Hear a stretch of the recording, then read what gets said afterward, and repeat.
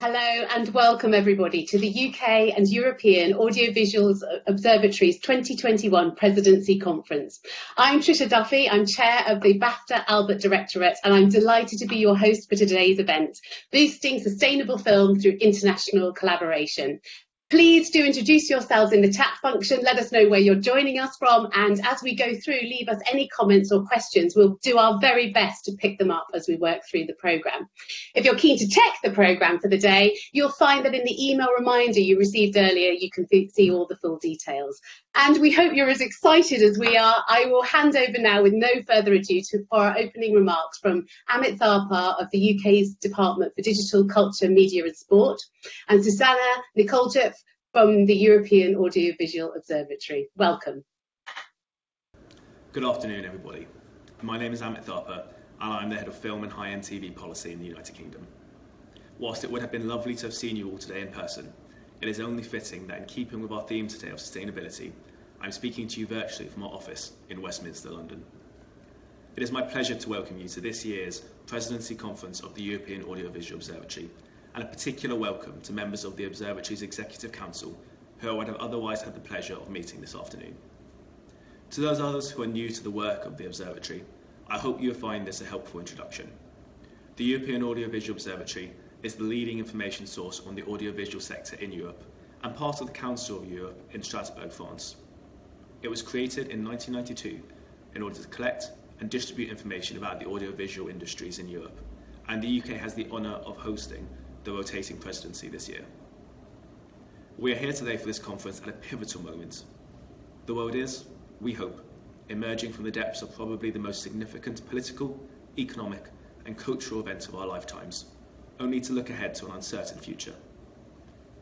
COVID-19 has challenged us as individuals and the audiovisual sector as a collective in ways we could not have imagined. I know all our experiences will have been different, so I will speak to the UK's journey only. Last year, fresh off 2019 bringing the largest ever investment into audiovisual production in the UK's history, almost the entire sector was forced to close as the pandemic first took hold. There was not only production uncertainty and systematic financial challenges, but personal concerns, fears, and real-world dangers to ourselves and our loved ones. As such, alongside the pan-sectoral measures the UK government put in place, and recognising the economic and cultural value of the sector, we acted at that point to stabilise and support in its reopening.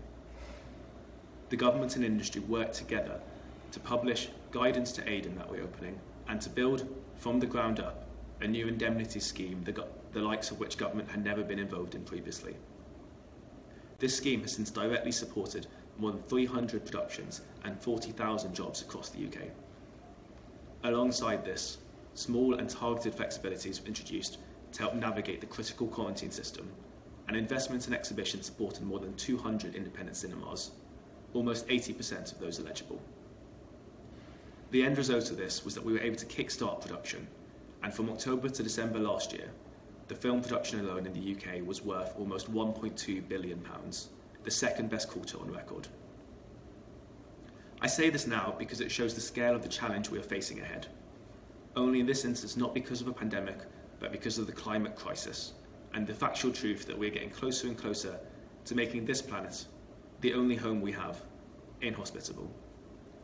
It's for that reason that we were so keen to address this challenge as the theme of the UK's presidency. Only through the concerted, energetic and ambitious efforts of all parties, governments, businesses and consumers, can we minimise the threat posed by the crisis.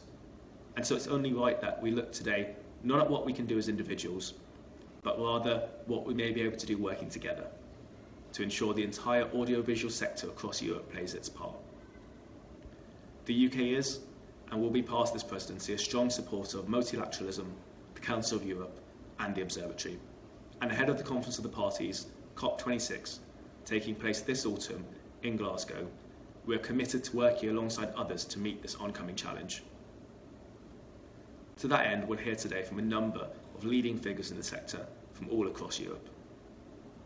I will end by again welcoming you to this year's conference of the European Audiovisual Observatory, and my thanks to Dr. Susanna Nikolchev, Executive Director of the Observatory, and her whole team at the Observatory, and Patrick McMahon on the UK side, as well as our host, moderator, and all of today's guests for their fantastic work in bringing this afternoon's activities together. I'll now hand over to Susanna to say a few words. Please enjoy the afternoon, and I look forward to seeing where this discussion takes us next.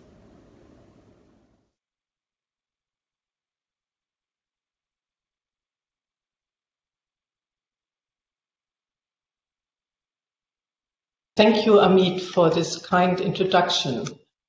Dear members of our Executive Council, dear audience from all over the world, let me start by confirming that it has been an absolute pleasure to work hand in hand with our UK presidency when putting this conference together.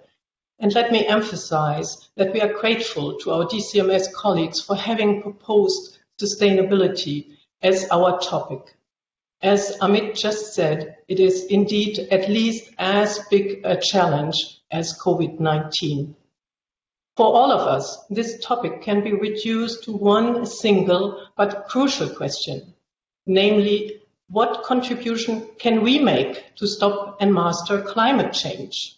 And so I asked, what can the observatory do? As Amit explained, the observatory was set up to collect and distribute information about the audiovisual industries in Europe.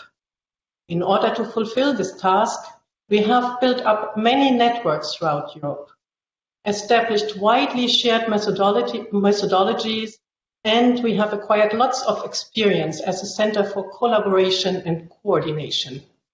When you look at this trio, network, methodology, cooperation, you understand that international cooperation is the observatory's daily bread for supplying helpful, complete, and reliable information. And indeed, for our field of expertise, the audiovisual sector, the work of almost 30 years has taught us that if you want to address complex and difficult issues, cooperation is always a big step forward. Because of digitalization and globalization, this step has grown even bigger. International cooperation helps to find solutions to difficult problems, and it helps to develop commonly shared standards. Therefore, we at the observatory naturally assume that international cooperation could also be a means to contribute to sustainability. For us, this conference is hence a chance to find out whether our assumption is correct. Yet, I should admit, the observatory is still a novice in researching green issues, and we do understand that international cooperation should not be pursued only for its own sake, especially as there are, in fact, many challenges in this field that can be addressed on regional, national, or corporate levels. But given the global nature of the climate and sustainability issue, we are convinced that there are areas that would benefit enormously from better international coordination. And we believe it is important to explore this angle carefully. We hope that this conference will reveal where international coordination and standardization might help the industry to speed up in becoming more sustainable. It is understood that this should happen without imposing an unnecessary bureaucratic burden on initiatives that work perfectly well on regional or corporate levels. Today, we will focus on sustainable production, because we had to choose one concrete area to give some flesh to the discussion, and we do not have the time to focus on other areas of the audiovisual industry, such as exhibition, streaming, and broadcasting. Even so, they are of equal importance for our topic. If today's event points us to aspects where work on international coordination and standardization would indeed be beneficial, we as Observatory are willing to move in this direction. In this case, we will propose to our Executive Council to add sustainability to our working areas. It is therefore with great enthusiasm that the Observatory does both contribute to this event and seek to learn from it. I hope you will enjoy.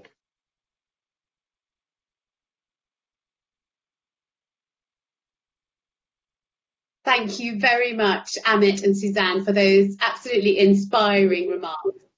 In recognition of the UK's 2021 presidency of the Observatory, the British Film Institute and BAFTA's Albert have put together an insightful presentation to help give an overview of the UK's approach to sustainability in film and television.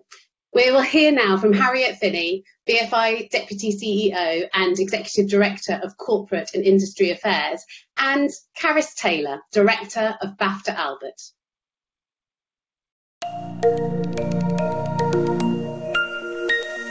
Good afternoon. My name is Harriet Finlay and I'm Deputy CEO of the British Film Institute and Director of Corporate and Industry Affairs.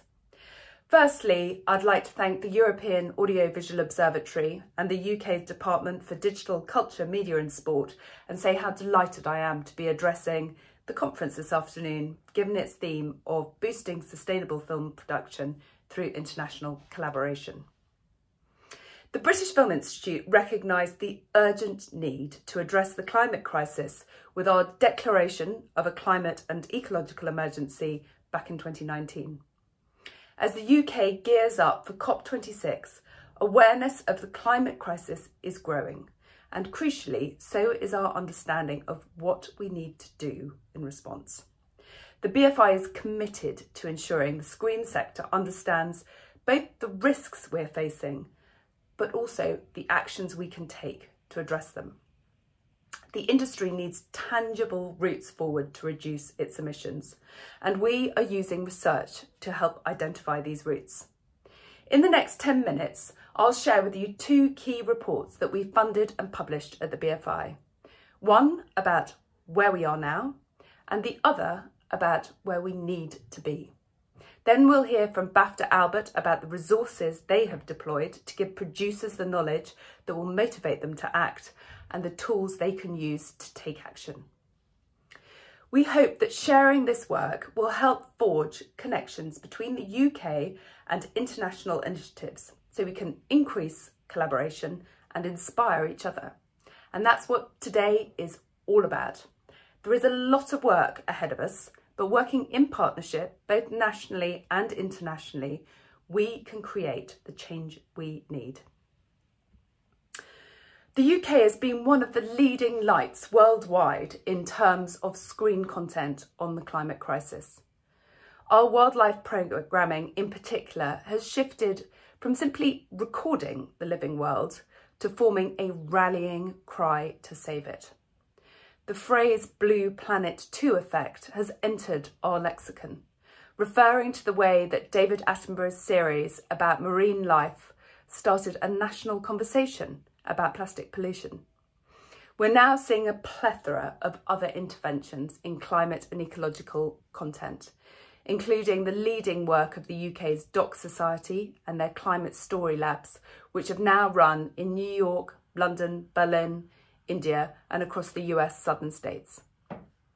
However, we are keenly aware at the BFI that content is only part of the picture and that the film and TV production industry has a major carbon and ecological footprint that must be addressed. As we'll hear from BAFTA Albert shortly, they've created a leading approach to carbon footprinting and reduction.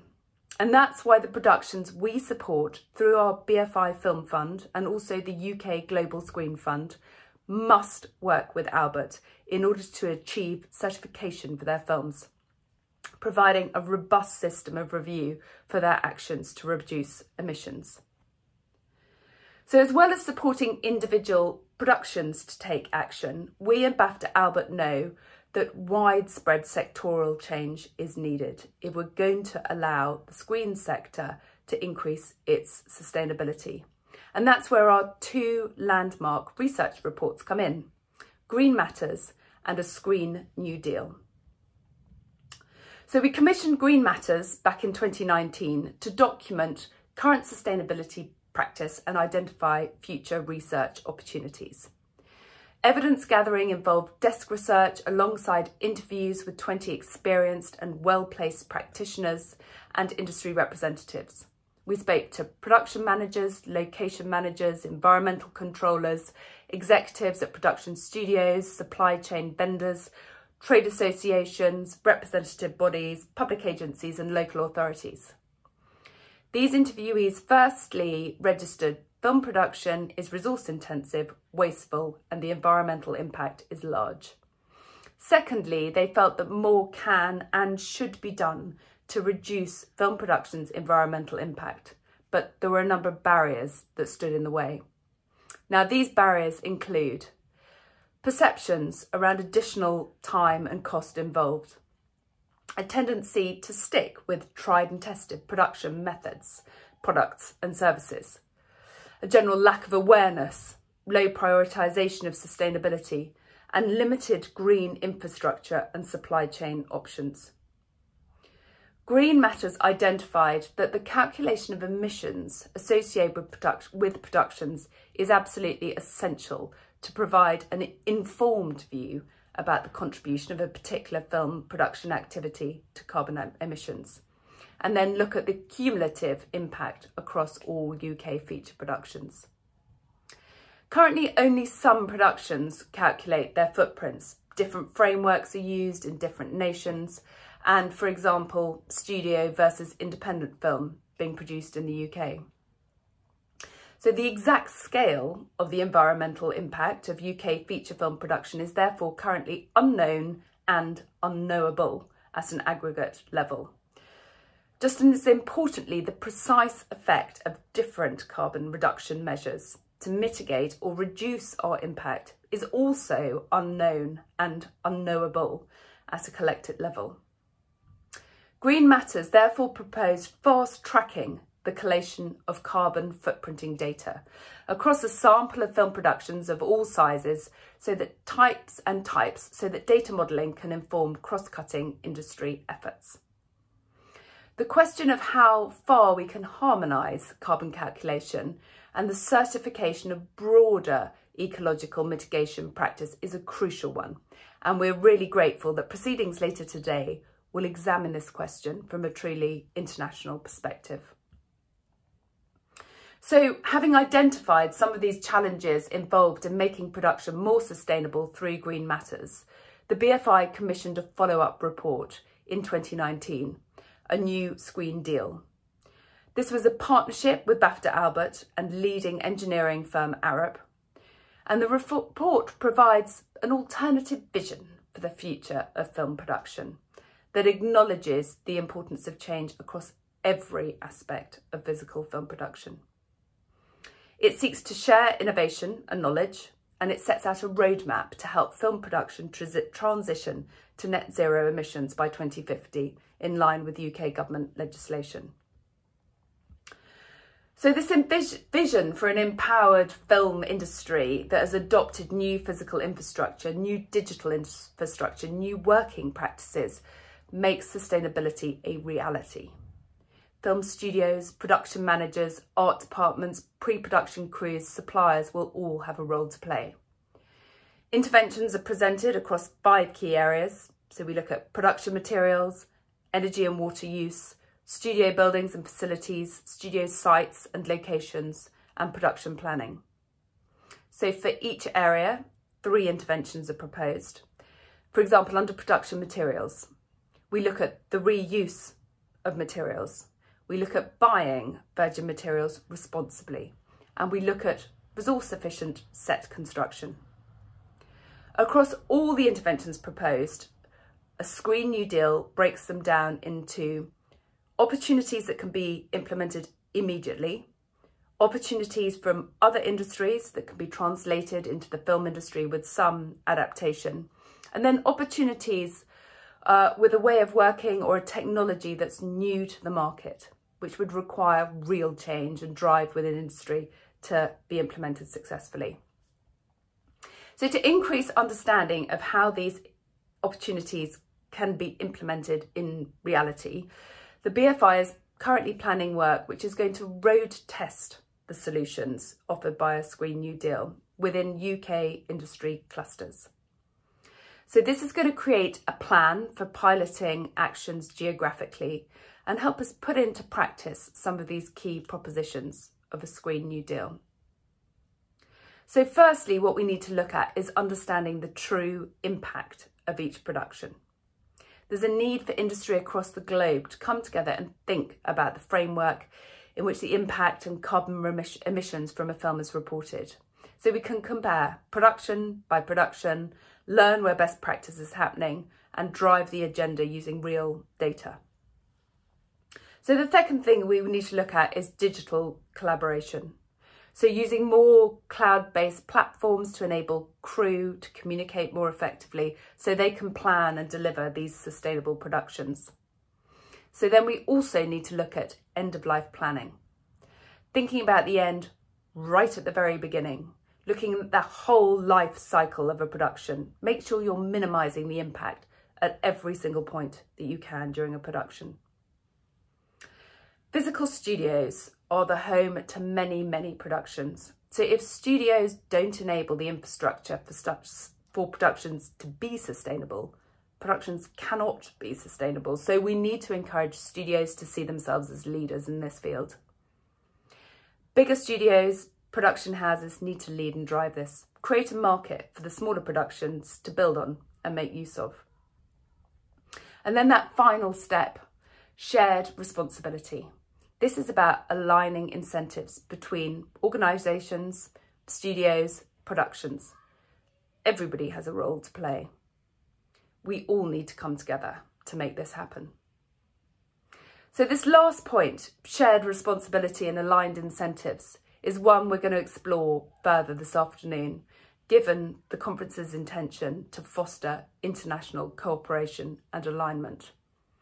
We'll hear about many initiatives in different countries that are working right now to make the aims of a Screen New Deal a reality.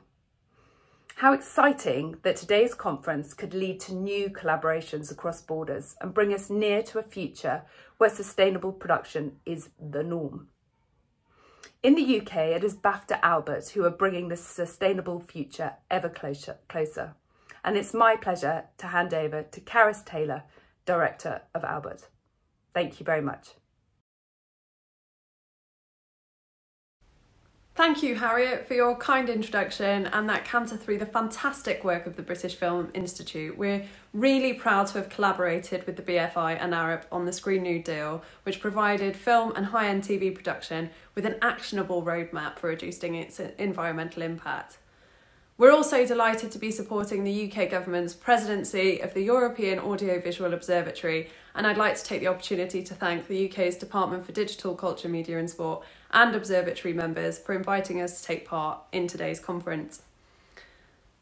Albert is a BAFTA broadcaster and indie-backed project which has spearheaded sustainability in TV and film production by providing practical tools and support for the past 10 years. Our aims are simple: to enable the industry to actively eliminate carbon emissions and waste from production activities, and to empower the industry to create content that inspires audiences with a vision for a sustainable future on screen. Why are these aims so important to us? Well, firstly, we believe that the creative industries offer the greatest opportunity to mobilise action for the planet.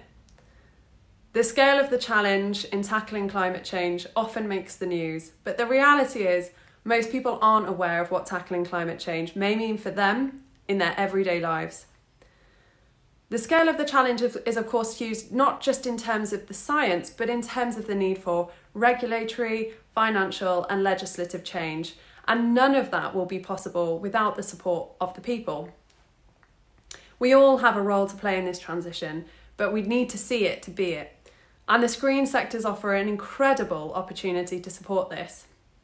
Harriet mentioned the Blue Planet 2 effect. I had the privilege of working on that launch of that series when I was at the BBC, and it struck such a chord with me personally that I left what I felt was my dream job to work at National Grid, a critical energy infrastructure owner. I went there to learn more about what's needed practically to address climate change from the perspective of the energy sector. If I can be motivated to leave the creative industries to work for a company that manage pipes and wires, then the screen industries have the potential to inspire and move anyone to take action. Secondly, we know from 10 years worth of measurement data from our carbon calculator tool that the average hour of TV production contributes the equivalent of 9.2 tonnes of carbon emissions, and film is significantly higher. Clearly, we can't just talk the talk, we must also walk the walk. And we can lead by example for other industries to help drive the pace of transformation. So how do we do that? Well, to explain, I'm going to touch on the tools that we offer in Albert, the way that Albert's enabling industry-wide change, some of our international partnerships, and I'll also just touch on a couple of our key campaign areas. First, just a note on how far we've come. When Albert began, it was a carbon calculator and a consortium made up of some of the key TV players. Fast forward 10 years and Albert is now an ever-growing membership with a strategic directorate, consortium and specific groups looking at the challenges for news and sports, as well as an international arm. We're providing training all over the world, a world-class carbon calculator toolkit, and a certification process for sustainable productions. Our calculation tool has become increasingly sophisticated over the years, the latest iteration of which was launched at the beginning of this year, and we believe it's the most comprehensive tool for production to measure their impact.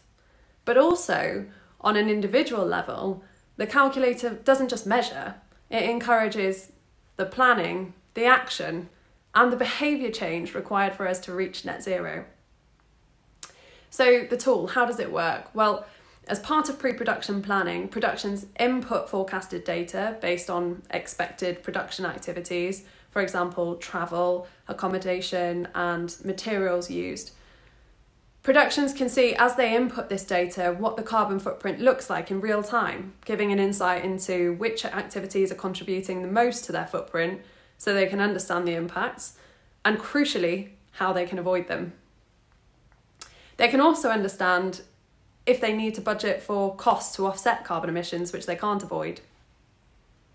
When they've completed the production, submitted their carbon action plan, which shows their plan to reduce emissions, and their carbon footprint evidence, which shows the outcome, we audit the data provided and we make sure that the actions included in their plan have been carried out.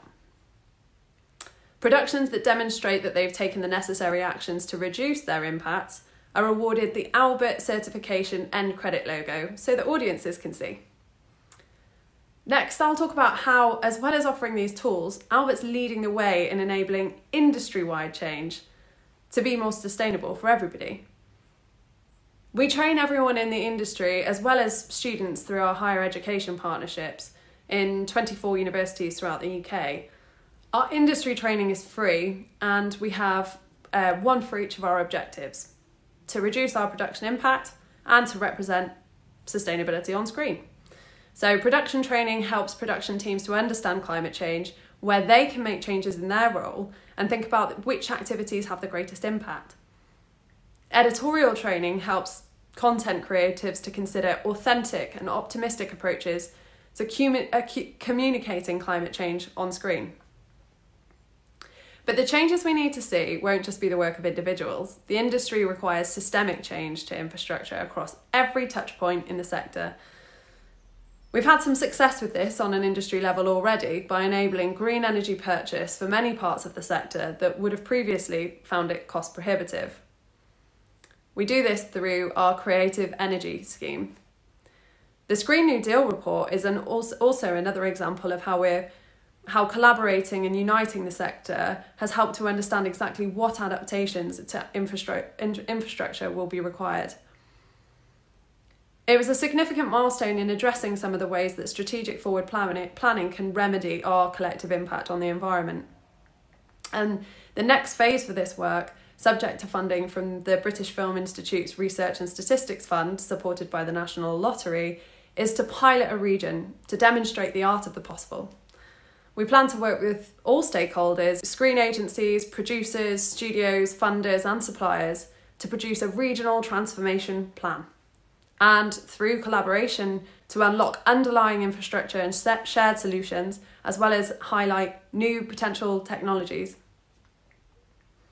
Alongside this work, we have begun to scope a studio scorecard, a global sustainability standard for studios, with a small working group of UK and US studios, ARIP, the British Film Institute and the British Film Commission. We hope to start piloting the initial design for this in July. The idea originated with Sony, who were prompted to start this work thanks to the Green New Deal report. International partnerships have become a really key part of our work. Climate change is, of course, a global issue, and we are a global sector with an increasingly global audience. So in 2017, with increased demand from outside the UK, we began working on our international partnerships with studios, production companies and broadcasters all over the world to collaborate and share best practice overseas. We now have 8 partners across the globe, including in the Netherlands, Canada, Norway and Ireland, and we've recently welcomed Fremantle and ITV to our international group, meaning that we're working in 22 countries, rolling out training and offering our carbon calculator with local emission factors to build a more accurate picture of our impact across the world. And now our toolkit is also being made available in 10 languages, and we're looking at further developments to make the tool better suited for an international production community. Finally, given the far-reaching nature of the film and TV sector, we've also looked at rolling out a series of successful campaigns. For example, our Green Rider, which is there to support talent to embed sustainability values into their contracts. Subtitles to Save the World, where we've looked at on-screen representation for climate change by crunching through years' worth of subtitling data from UK broadcasters. Taking Your Suppliers to Zero, a project where productions have worked with suppliers on their Scope 3 emissions, and of course Green New Deal, as Harriet has outlined. In conclusion, momentum of support is growing, but so are the solutions. At Albert, we've seen the conversation build around climate change over the past decade, where once there was a small but very devoted group of sustainability champions, we now see a great army of industry professionals, all keen, willing and working hard to actually implement change. It's really heartening to see, and we'll continue to find ways to practically support the industry on this journey, ensuring our calculator remains best in class and developing further tools and resources for the whole sector. The path ahead is steep, but I can't think of a better industry or time in the year of COP26 as we emerge from the pandemic and at the start of the decade to deliver, to rise to the challenge and continue to lead the way and shine the light on the most important issue facing us all today. Thank you.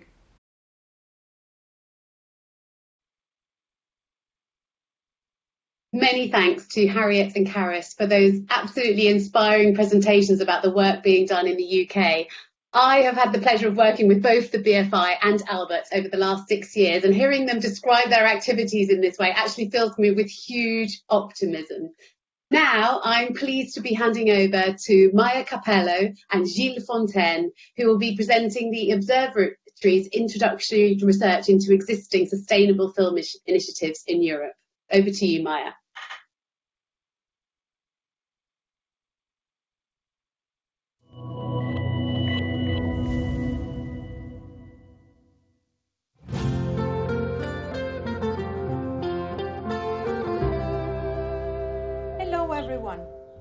Given the topic of today's conference, I thought it would be most fitting with a green screen for my presentation.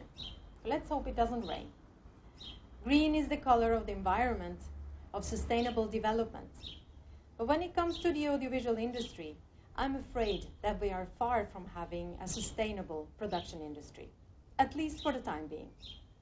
Audiovisual production impacts on the environment in many ways: transport, waste, catering, energy. You could actually say that the audiovisual sector is victim of its own success.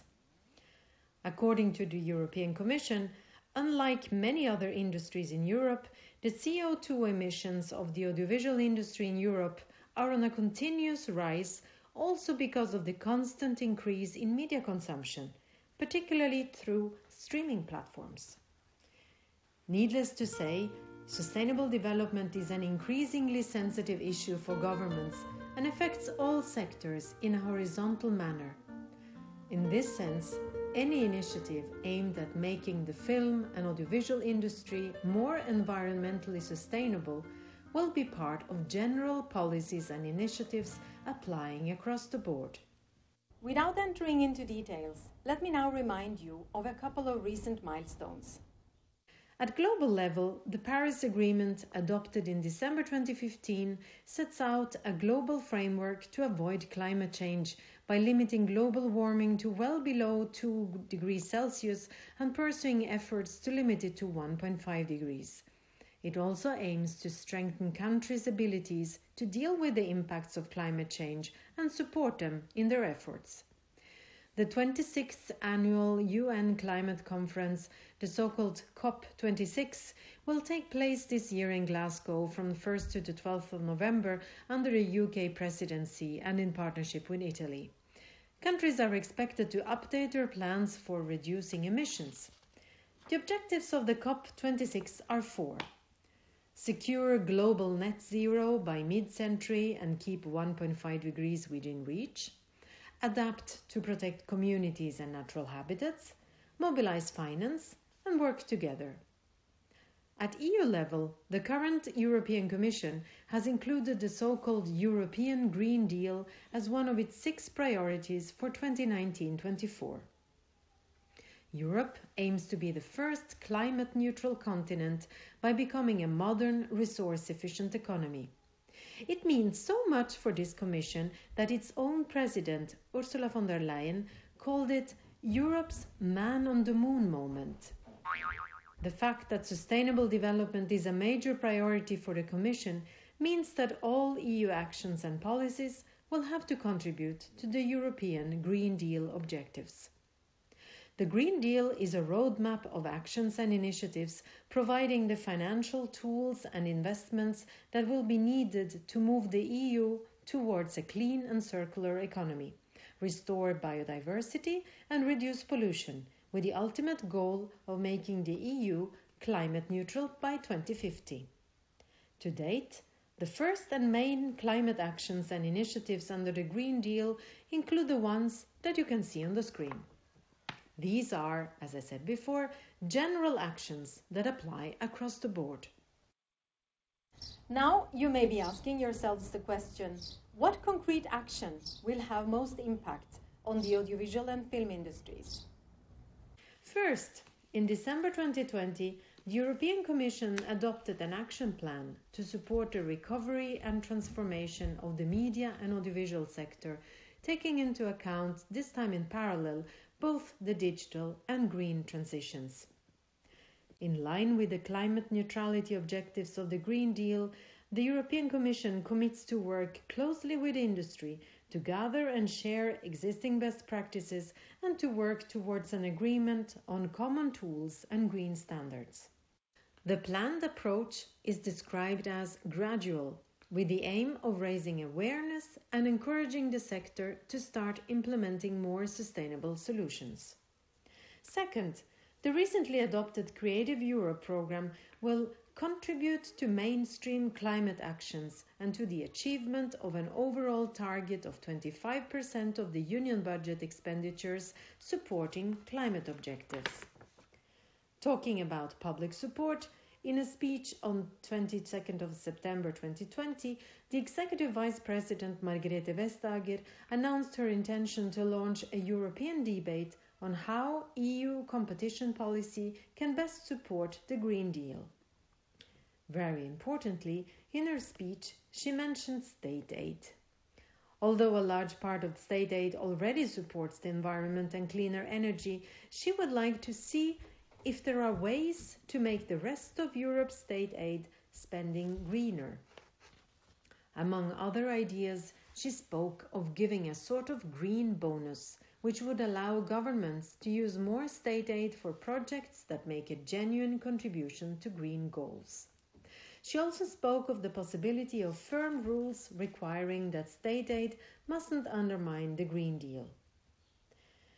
The EU cinema communication, which contains the rules on which the Commission bases its assessment of state aid for audiovisual works, did not include sustainable production in its rules, but that was in 2013. Almost a decade after, and especially in light of the EU Green Deal, it would not be surprising if the Commission decided to amend the rules of the cinema communication to introduce a sort of green bonus. Public support as you know, is going to play a fundamental role in helping audiovisual industry go green. This is already being recognized by many countries who have actually introduced concrete measures in their public funding schemes aimed at supporting a more sustainable audiovisual industry. There are many ways through which this objective can be achieved.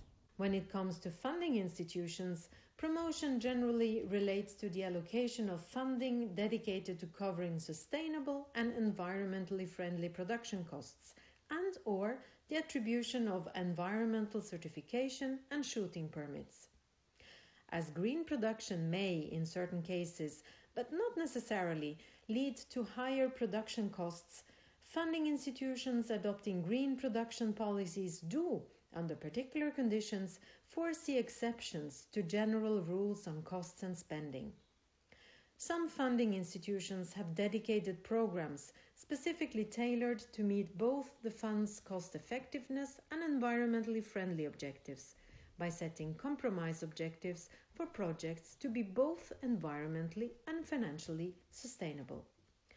Support is awarded on the basis of the fulfillment of listed requirements, generally laid down in the form of criteria accompanied by an evaluation grid or a rating system for the purpose of assessing the different applications.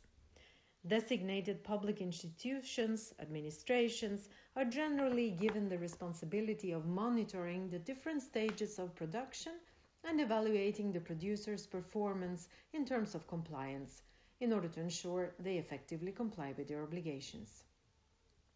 Sustainable and environmentally friendly filming requires the implementation of measures that are often detailed in specific guidelines and toolkits.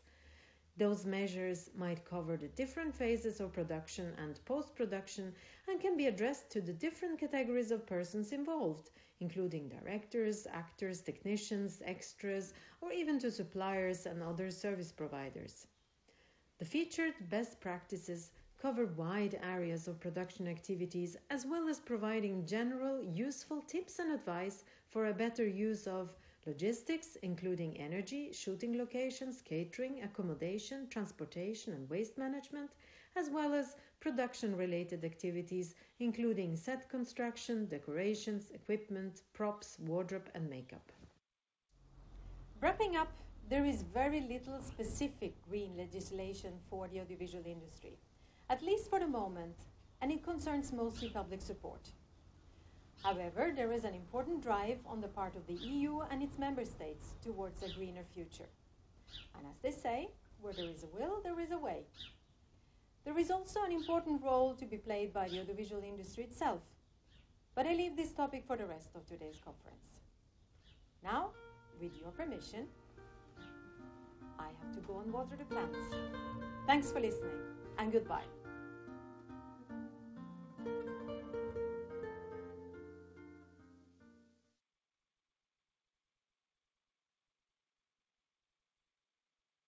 Thank you so much, Maya, and thank you for making us smile with that visual of your wonderful garden. I hope that is your garden.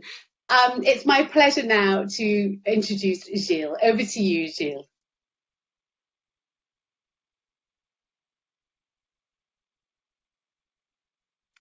I would like to focus my presentation on the implementation of green policies and strategies with a particular angle on international cooperation. Indeed, the aim of today's conference is to identify where more international collaboration would improve the policies in favor of a more sustainable production. And we thought it would be useful to start by classifying the many existing initiatives that have already been taken before suggesting areas where more collaboration would help.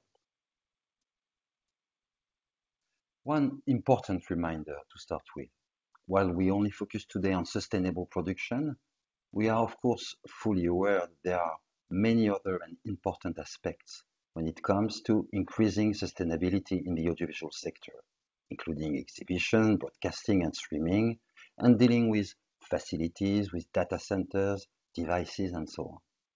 But this is beyond the scope of today's discussion. Still, content matters. Let me just quote a figure from Netflix which estimates that the physical production of content roughly accounts for 50% of its carbon footprint. So we prepared an overview of ongoing initiatives, and to do so we did a rudimentary mapping exercise, certainly not comprehensive, but trying to identify as many initiatives as possible. We already identified about 300 initiatives or measures that either already exist or are planned for the soon future. There are, of course, many ways to group these initiatives, but for this presentation, we chose to follow a logical order, from developing strategies to assessing the impact. And I will now briefly go into the details of each category of initiatives. The first step is, of course, to define sustainable production strategies. There is obviously a number of working groups already in place, be it at subnational, national, or international level. A number of individual organizations, either public bodies or industry players, have already put in place a green policy, and many are working on it. And also, several professional associations have launched pledges, meaning commitments from their members to follow a series of best practices. So, indeed, a multiplicity of initiatives, many driven at subnational level, which implies probably a difficulty for all the sector to know who is doing what, and therefore limited coordination and synergies. Defining a sustainable production strategy obviously implies to have a definition of what is sustainable production. And here, the standards, certification, and labels come in. There are several non-industry specific standards that can in principle be applied to the film and audiovisual industry. They are sometimes completed explicitly by an adaptation to the production industry. But in the context of this conference, we have focused on trying to identify specific industry standards. And what we have found are mostly about normative standards or guidelines, rather than standards adopted by national or international standards bodies. In that domain, we could only identify the British Standard 8909, which specifies requirements for a sustainability management system for film.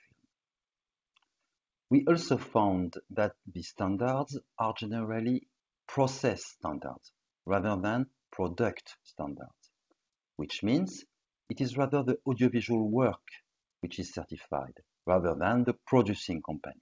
But there are exceptions, such as the Eco-Production Company label of the European Producer Club. Given the fact that most guidelines so far have been developed on regional level, standardization of processes and labels could be an area where more national and international coordination might be beneficial. The adaptation of public funding schemes plays, of course, a key role because they contribute de facto to set up standards, and even more importantly, because they are a strong incentive to more green production. These adaptations of the funding schemes are currently happening in many funds and in many forms, including sustainability as a requirement in the application process itself, extra points attributed to green production, the support of specific greening costs, and you can find also dedicated green funding schemes and the funding of green content. The issue here might be for productions, and in particular international co-productions that apply to and have to report to several funds with different definitions of sustainable production. But we are aware that there are already internal working groups within, for instance, EFAD, Ciné-Regio, and Eurimage, so possibly this is one of the topics on their agenda.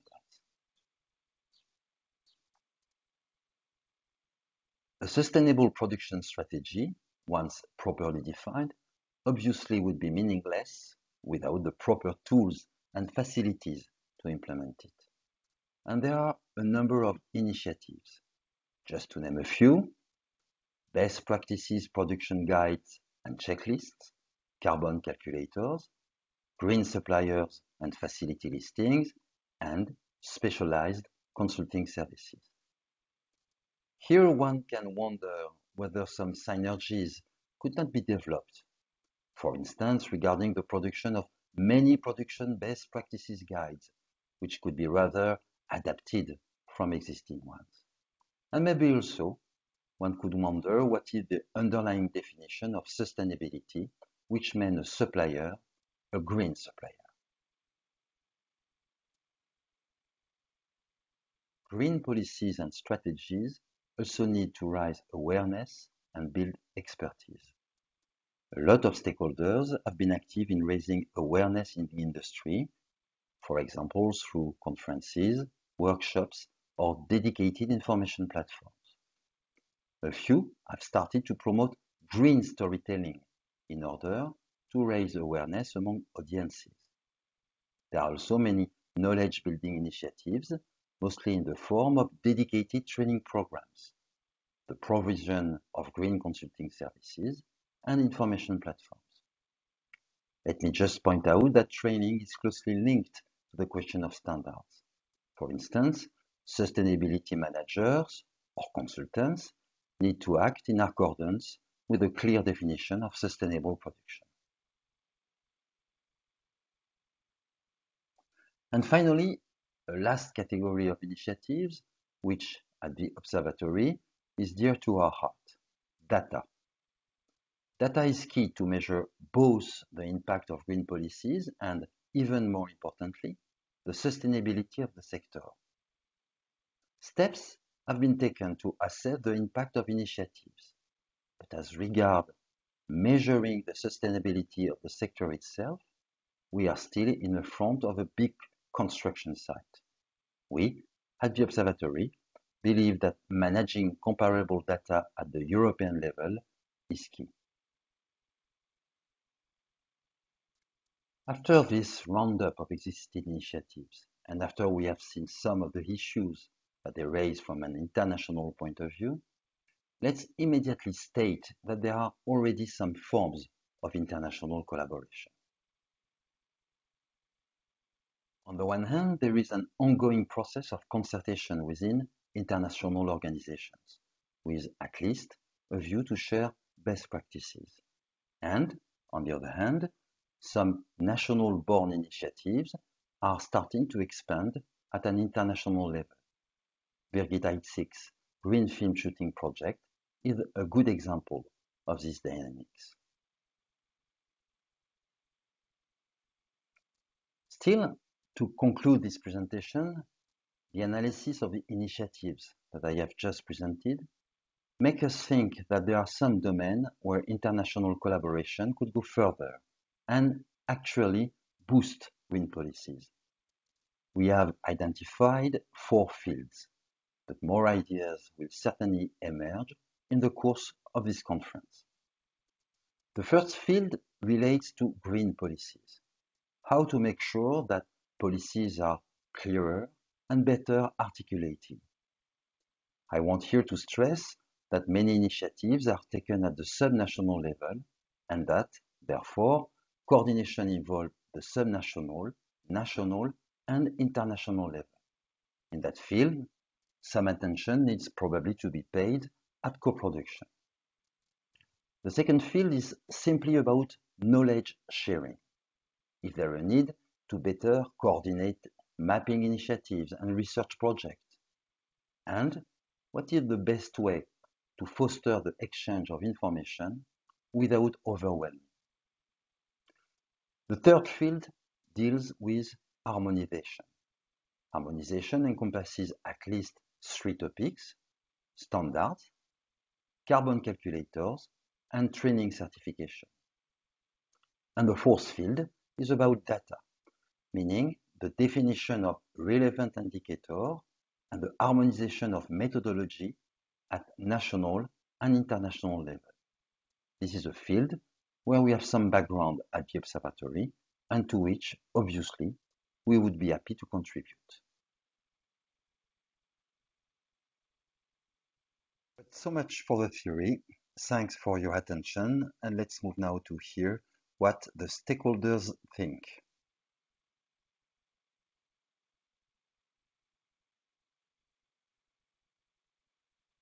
A huge thank you to the Observatory for those presentations, and I think providing a perfect framing for the rest of our day together. It's now my absolute pleasure to introduce Adrian Wootton, CEO of Film London, who will be interviewing our fantastic expert panellists. Over to you, Adrian. Thank you very much, Tricia. It's a real pleasure to be helping to moderate this event and to welcome our three very special guests. We've heard a lot of information already about the challenges, the opportunities, the work that's going on. And what we're going to focus on now is three very special people with a lot of skills and experience who can help us, I think, look at, as the panel says, the current challenges and how the current challenges could better be addressed by international collaboration. I'm going to ask them to draw on their experience. And what I'm going to do is I'm going to interview, essentially chat to each one of them individually. And then we're going to have a few minutes at the end, hopefully, to pick up any questions that might come through in the chat. And I'm really delighted. We have a very skilled and experienced film and television producer in Pippa Harris. We have John Rigo, the head of sustainability at Sony. And we have Tim Wagendorp from the Flanders Film Fund. And I'm going to start with there are our three guests. I'm delighted that they've all made themselves available, particularly John, who is joining us from a godly hour of the morning from the West Coast. So thank you especially to him. But I'm going to start, and I'm going to chat to Pippa first, and then move on to John, and then Tim, and then we'll all come together at the end. So let me start by welcoming Pippa, saying thank you very much for joining us, and I'm going to talk to you both about your television and film experience. I mean, this is a conference, I think, that's mainly focused on film, but it does have broadcast as well. And you are a lot of things because in terms of your work, Neil Street, the television shows you've produced, and also as a film producer, you've been working very hard to embed sustainability in the work that you do.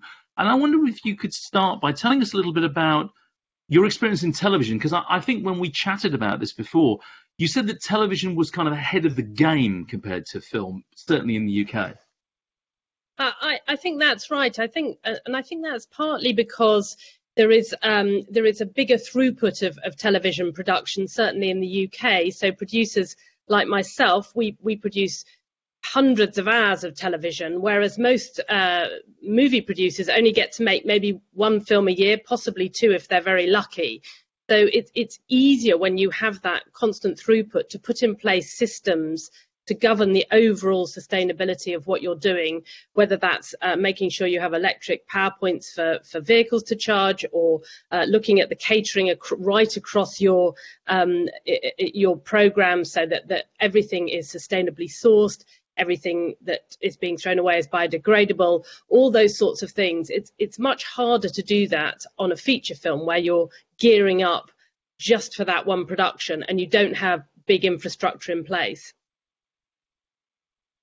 But you did take on this challenge, and working closely with Albert, which I know you're very supportive of, you took on this challenge with a major feature film, which attracted a huge amount of acclaim, 1917, and in a sense, you use that as a kind of test bed for feature film in the UK, because you pushed the boundaries with 1917 in a way I don't think we'd really seen much in terms of feature film production in the UK. That's right. I mean, because as a company we were used to using the Albert certification scheme, so we were used to measuring our carbon footprint. We were used to trying to reduce it. When we got 1917 commissioned, one of the first things we put in place was the process by which we could try and get Albert certification. We were the first major feature film to do it. And it's a question of looking at every single department of your movie. So it's not just the big ticket items like travel, electricity, use of power generators, catering and so on. It's making sure that each department feels they have a duty. So the hair and makeup department used biodegradable wipes. They used bamboo toothbrushes. You know, everybody felt that they had a duty to try and play their part. And I think the other thing that for me was really key is that it's not just about your actual production, so the studio space you're in. It's also about the impact you have on the environment, the biodiversity of where you're filming, and that can be as small as a small patch of grass and making sure that you don't destroy it, to, in our case, you know, soil management, so that when we left, having dug trenches down in Salisbury Plain, that we were putting the soil back in the proper strata, so that we weren't disrupting that biodiversity, taking care of the wildlife and so on. So it's a really is a 360 process, but I think producers are up for it. I think, given the support, all the producers I know are really, really keen to make their productions more sustainable. Now, you did 1917 before the COVID-19 pandemic, and obviously that then suspended everything, changed everything, and frankly, all the procedures that we, Film London, the British Film Commission, and the broadcasters are involved in implementing, added time and money onto production. And I wondered, has the impact of COVID and restarting production had any impact on the ability of television and film to take forward those sustainable initiatives that you've been working on?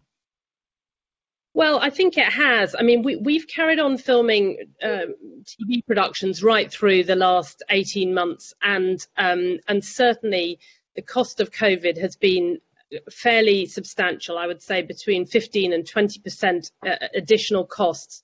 And that's not just the PPE and the protection, it's the extra time it takes to shoot a scene so that you're distancing the actors from one another, and then you're shooting from another angle so they look like they're in the same room, etc. So I think for producers, it inevitably means that they are looking to save money elsewhere. And of course, spending additional money, maybe having an environmental consultant on your set, is going to potentially be a casualty. So I think it's a really tricky time. But what I hope is that people will come out of the pandemic with a really renewed sense of commitment to environmental issues, because I think a lot of us have felt, frustrated, sat at home, and we've all been dying to get out into the world. And I think we all can see now that we have a duty to make that world, a better place for the generations that follow us. I think that's really important. Well, I have to move on because we have limited time, but I wanted to ask you one last question, which was, in terms of going forward, and this is obviously about collaboration. What you've been working in utilising UK infrastructure. If there's one change that you would like to see sort of going forward, what would you like to see evolve from this point onwards? Now, having done what you've done and implementing sustainable initiatives, what do you think of is the challenge that still needs to be overcome from your point of view? Not to pass the buck, but I do think that studios who have the infrastructure, and I'm talking about physical studio spaces, really need to sharpen up their act. I think that there is a huge amount that could be done within our studio system here in the UK to make those spaces more sustainable. The ridiculousness of going into a studio space and having to bring in your own washing machine, and then when you leave, you take it away again. Or not being able to recycle easily your old sets. That should all be done for you by the studio, I think. And simple things like having electric charge points for vehicles, which at the moment they don't have. All of those infrastructure changes would make a big, big difference. Thank you. For now, Pippa, I will come back to you a little bit later on, but for now I'm going to pause and move on to John. So thank you very much.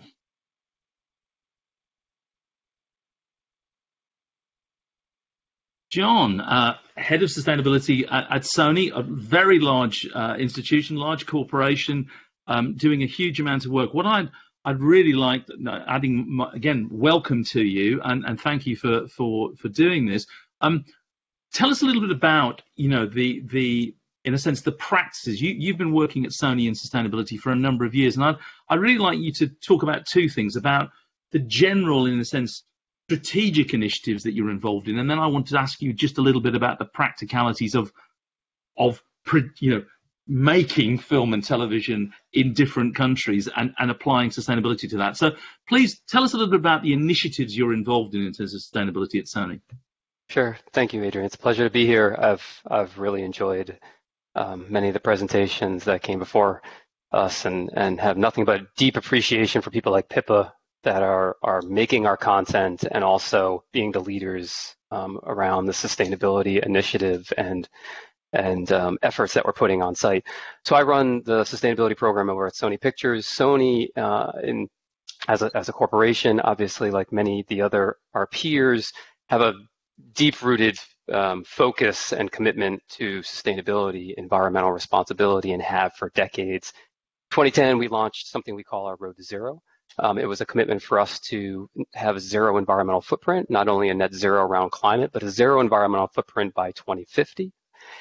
We've also had this approved by Science-Based Targets, both back in 2013, I believe, when Science-Based Target Board really came about, and then more recently in 2018, when the Science-Based Targets adjusted a little bit based upon the renewed science to make sure that we all have approved targets or validated targets meeting the 1.5C or below requirement that we all are trying to achieve, and that's the purpose of this conversation. We also, and I know the previous presentation talked about ISO and standards, where ISO 14001 have been for a really long time, and the person made an astute observation that one is very process driven, one is accountability driven, one is really about the data and having the robustness of the data and the management support, and then on the other side, you obviously want to make sure that you are implementing these changes and doing the work on the ground, and obviously that gets us. We established our production program back in 2011, focused on what everybody's talking about. Four key things: training, critical, right? And back to harmonization, critical around the harmonization side of things, because you want to make sure, as everybody throughout the industry is being trained around sustainability, that we have consistency. The worst thing to do is not have consistency around these overall efforts, because it confuses people. 2, best practices, planning, making sure people know what to do. And as Pippa mentioned, not only in the high impact areas, though that is really where our focus is, but make sure everybody knows that they have a role in that. So what are the best practices across all the departments? 3, make sure we have measurement. Measurement leads to accountability. Measurement leads to being able to have constant improvement. And then 4, that accountability, reporting back from the executive standpoint, and also making sure we're understanding how that then accountability and transparency relates into our supply chain and our procurement and services. So I'll stop there. I could continue to go, but over to you, Adrian. No, well, John, picking up on that methodology you have, the work that you have, the pillars that you have, Sony's a massive corporation that is shooting large-scale productions all over the world, in the UK, across Europe. And you know about these different policies and practices. Some of them would have been described already today. In terms of how do you inform and assist the producers of Sony commissioned work when they are moving? And obviously some of the large-scale productions are moving from territory to territory where the policies and practices are different. So how do you influence that? And what do you look for in terms of actually supporting producers when they're saying, well, we're thinking about going here or we're thinking about going there? Yeah, that is one of the biggest challenges. And we've had our what we call our US-based program and process in place again for about a decade. We actually re-looked at our strategy about a year and a half ago and realized, to your point, we are everywhere, and the challenges, although from an accounting standpoint are pretty standard, the challenges from a production standpoint are local. And you create content locally. It's a global industry. Our content is now even more than ever shared globally, but you're creating content locally.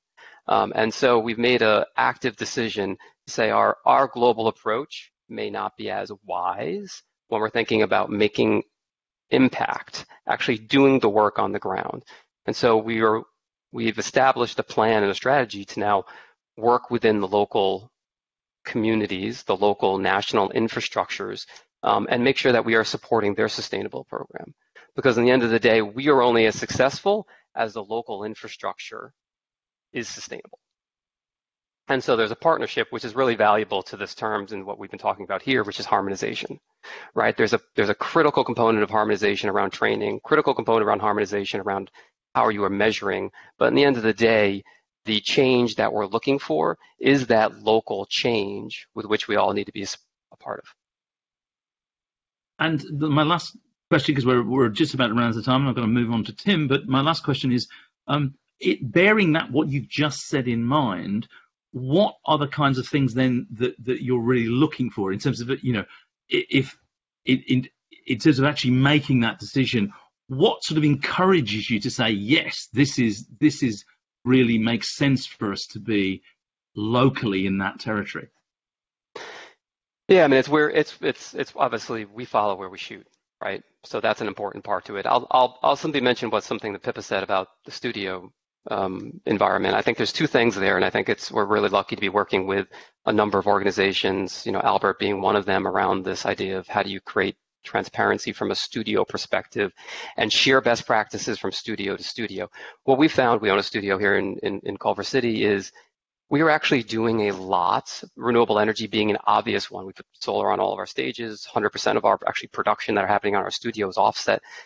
Tell you the truth, no one that came to our studio and stages really knew about that, right? So the production from a carbon accounting standpoint wasn't even taking advantage of it. So I think this idea of the studio sort of sustainable, you know, certification or commonalities across studios will help in two ways. One, it'll make sure we share best practices, but the other thing is it'll allow the work that we are already doing to be more visible.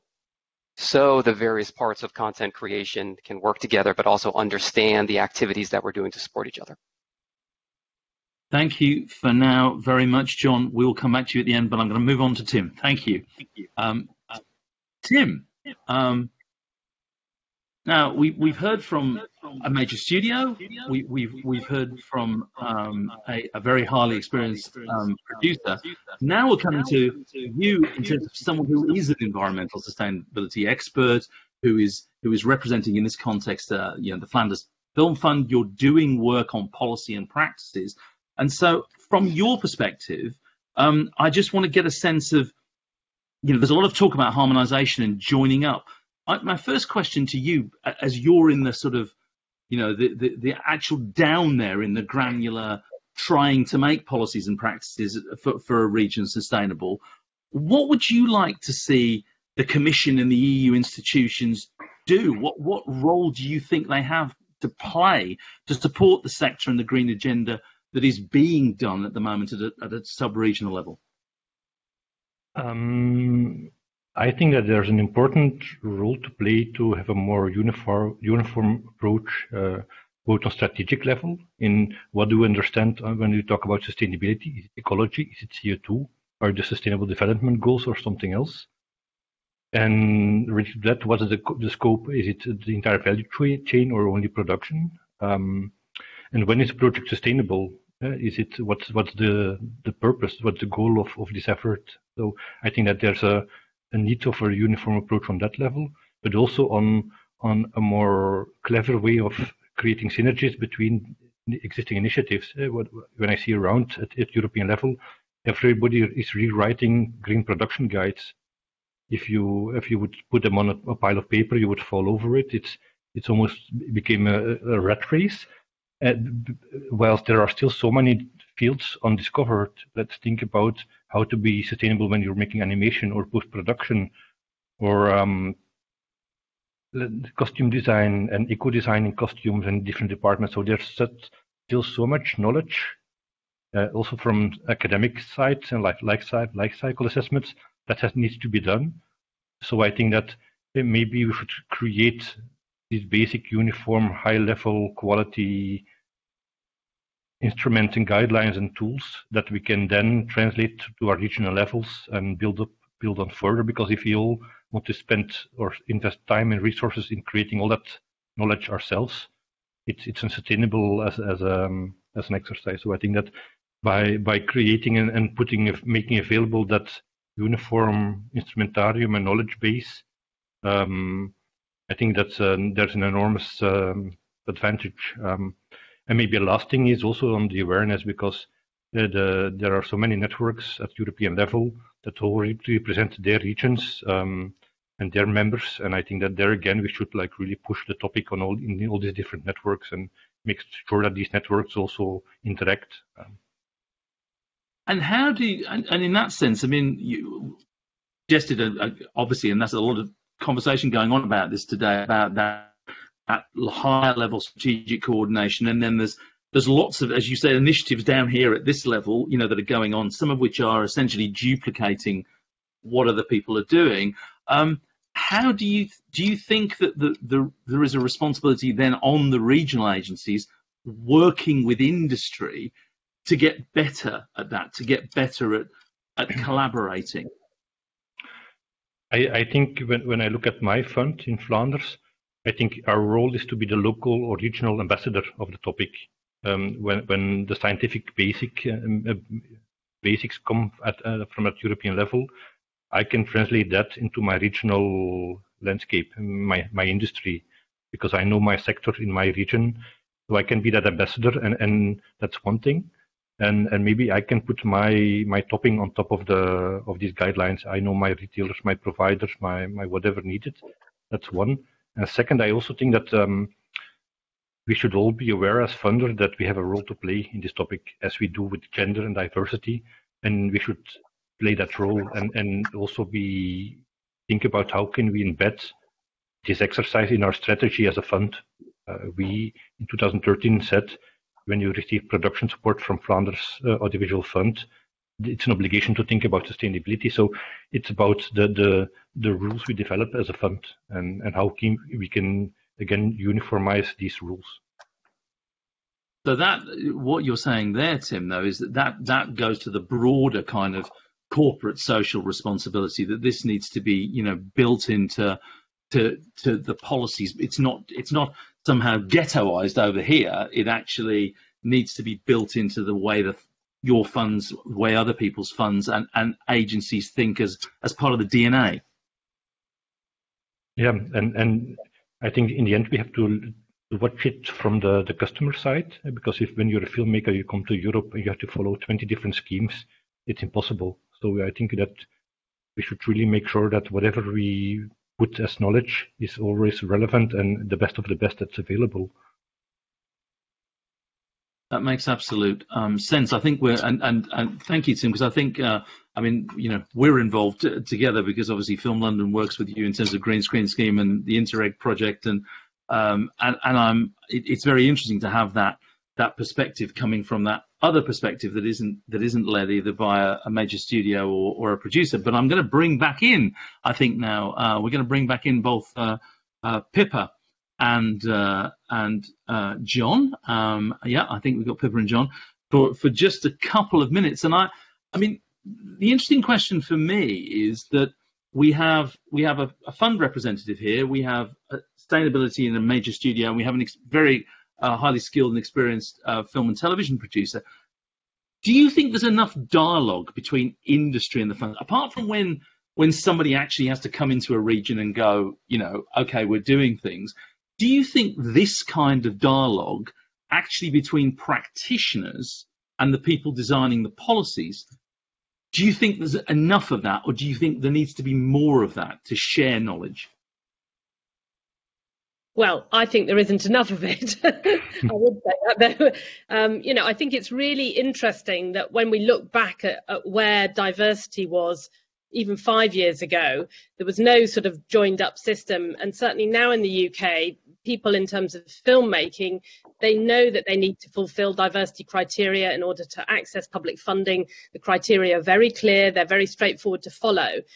I don't understand why we couldn't have a similar process for sustainability, which went not just across the studios and across the public funders, but also across the broadcasters. So people are all, you know, measuring the same things and working towards the same goals. That's an interesting point. What do you think, John? I would agree with Pippa, and I would sort of reiterate what Tim said. You know, if you think about the planning and best practices as just one of those pieces, everybody seems to have their own. and you print those out, and it's hundreds of pages, to his point. But if you were to look at them, they're 90. Sorry, my family's just getting up. They're 98% the same, right? And obviously, you want to make sure everything is personalized to the local, both the benefits of that location and the challenges, so we can all support that evolution. But we are more alike than not in a number of these pillars that we're talking about. So I think more conversation and dialogue around it would be better. I think that's and Tim, I mean, from your point of view, do you think there's a mechanism for doing that? Because I mean, we're going to come on to a later panel, I know, where we're going to talk to a number of the larger European agencies.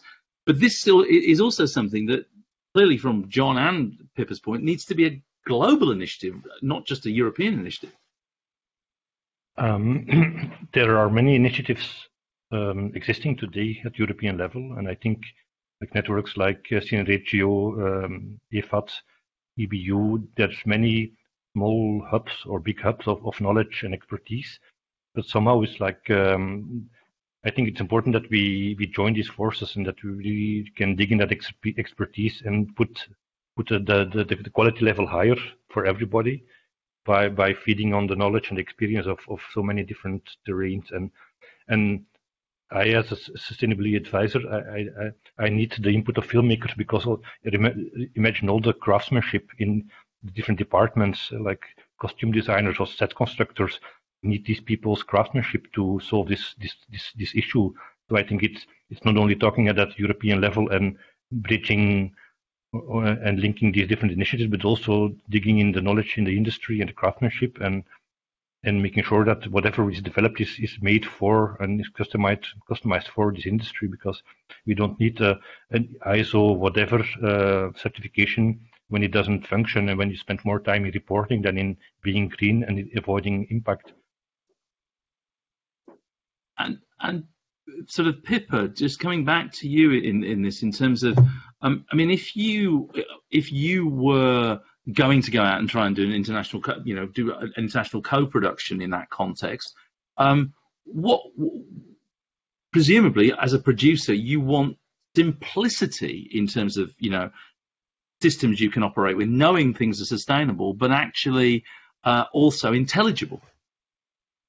Absolutely, and I think I would say it's relatively easy if you were making a movie that is being backed, for instance, by Sony or Universal or a big studio, because they will have systems in place. They will have people like John to advise. But if you're piecing together an independent movie and you're shooting between countries, I think that's where it becomes really tricky, because all the bonus, the onus then falls back onto the producer. And when there's so many other things to be thinking about, even getting the money together in the first place to make your film, then grappling with different levels and different standards across different countries, I think that's when it gets really difficult for producers, and when they probably throw their hands up and think, I don't have the time and the money to work this out, so I'm just going to put it to the bottom of my to-do list.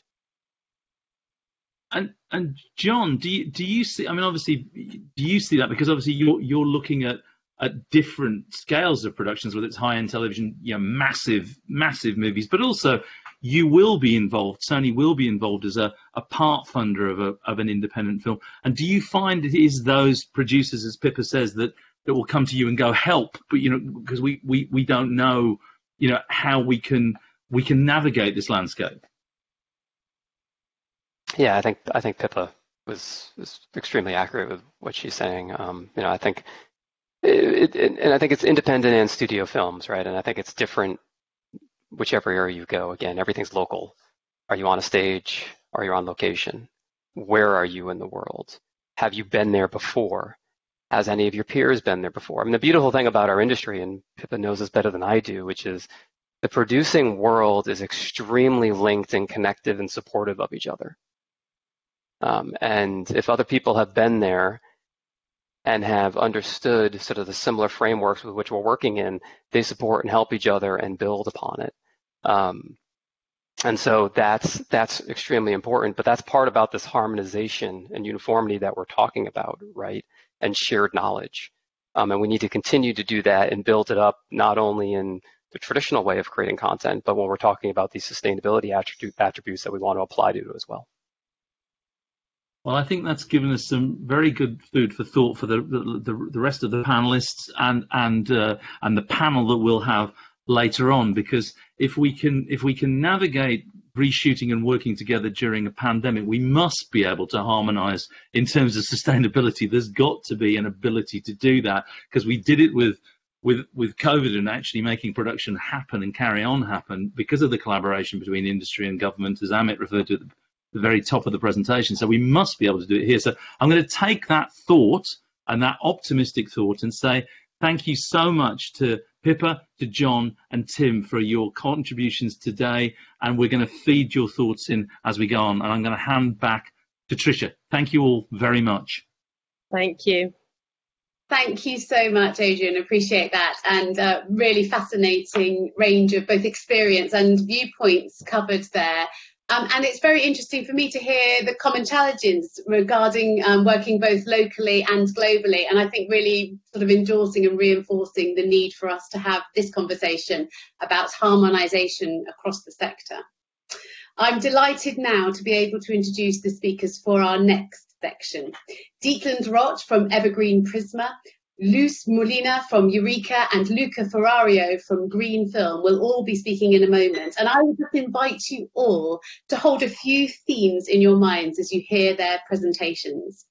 The power of collaboration and partnership, the importance of sharing best practice and making good work on a regional, national and global level, as we've just heard, and what the sort of possibilities are in terms of visibility.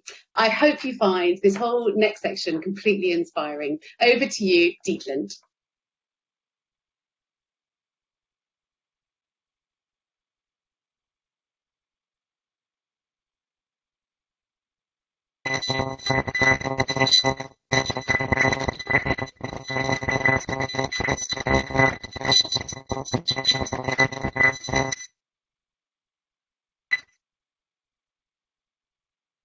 I think we might be having some technical problems there.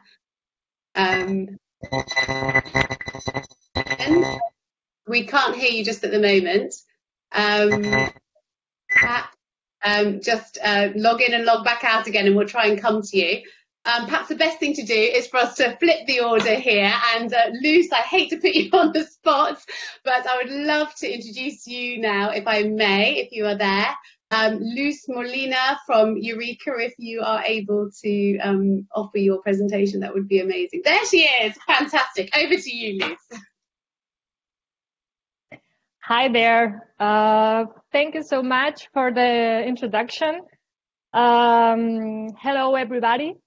My name is Luz Molina, and I'm extremely lucky to be talking to you today from the beautiful city of Malaga in the sunny and warm south of Spain.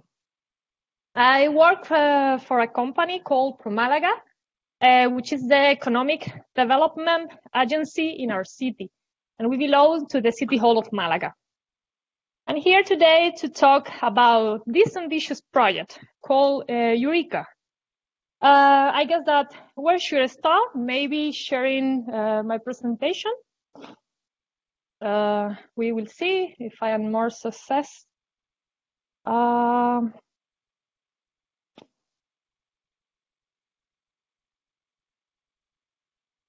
Could you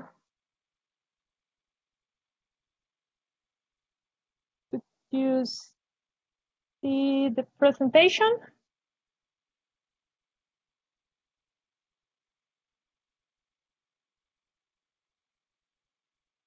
We can see it, Luz. Okay, thank you for the confirmation. So, where should I start? As I said, I guess that I should start from the very beginning. How and where this project start? So, almost 5 years ago, a wonderful partnership from 8 different regions of Europe began a European project called Green Screen. this project has the purpose of making the audiovisual sector greener. So it was around 2017, and I don't know, but at least in Spain at that time, talking about audiovisual sector mixed with sustainability was as weird as talk about science fiction. So the challenge was enormous. Green Screen had, as is very usual for European projects, some partners that they were front runners. In our case, we have the pleasure to come with Phil London, Bath, who are here today too, and also the Paris Field region as wonderful examples of good results in implementing green policies in the audiovisual sector. In our case, Spain and some other partners like Poland or Slovakia, we were first followers.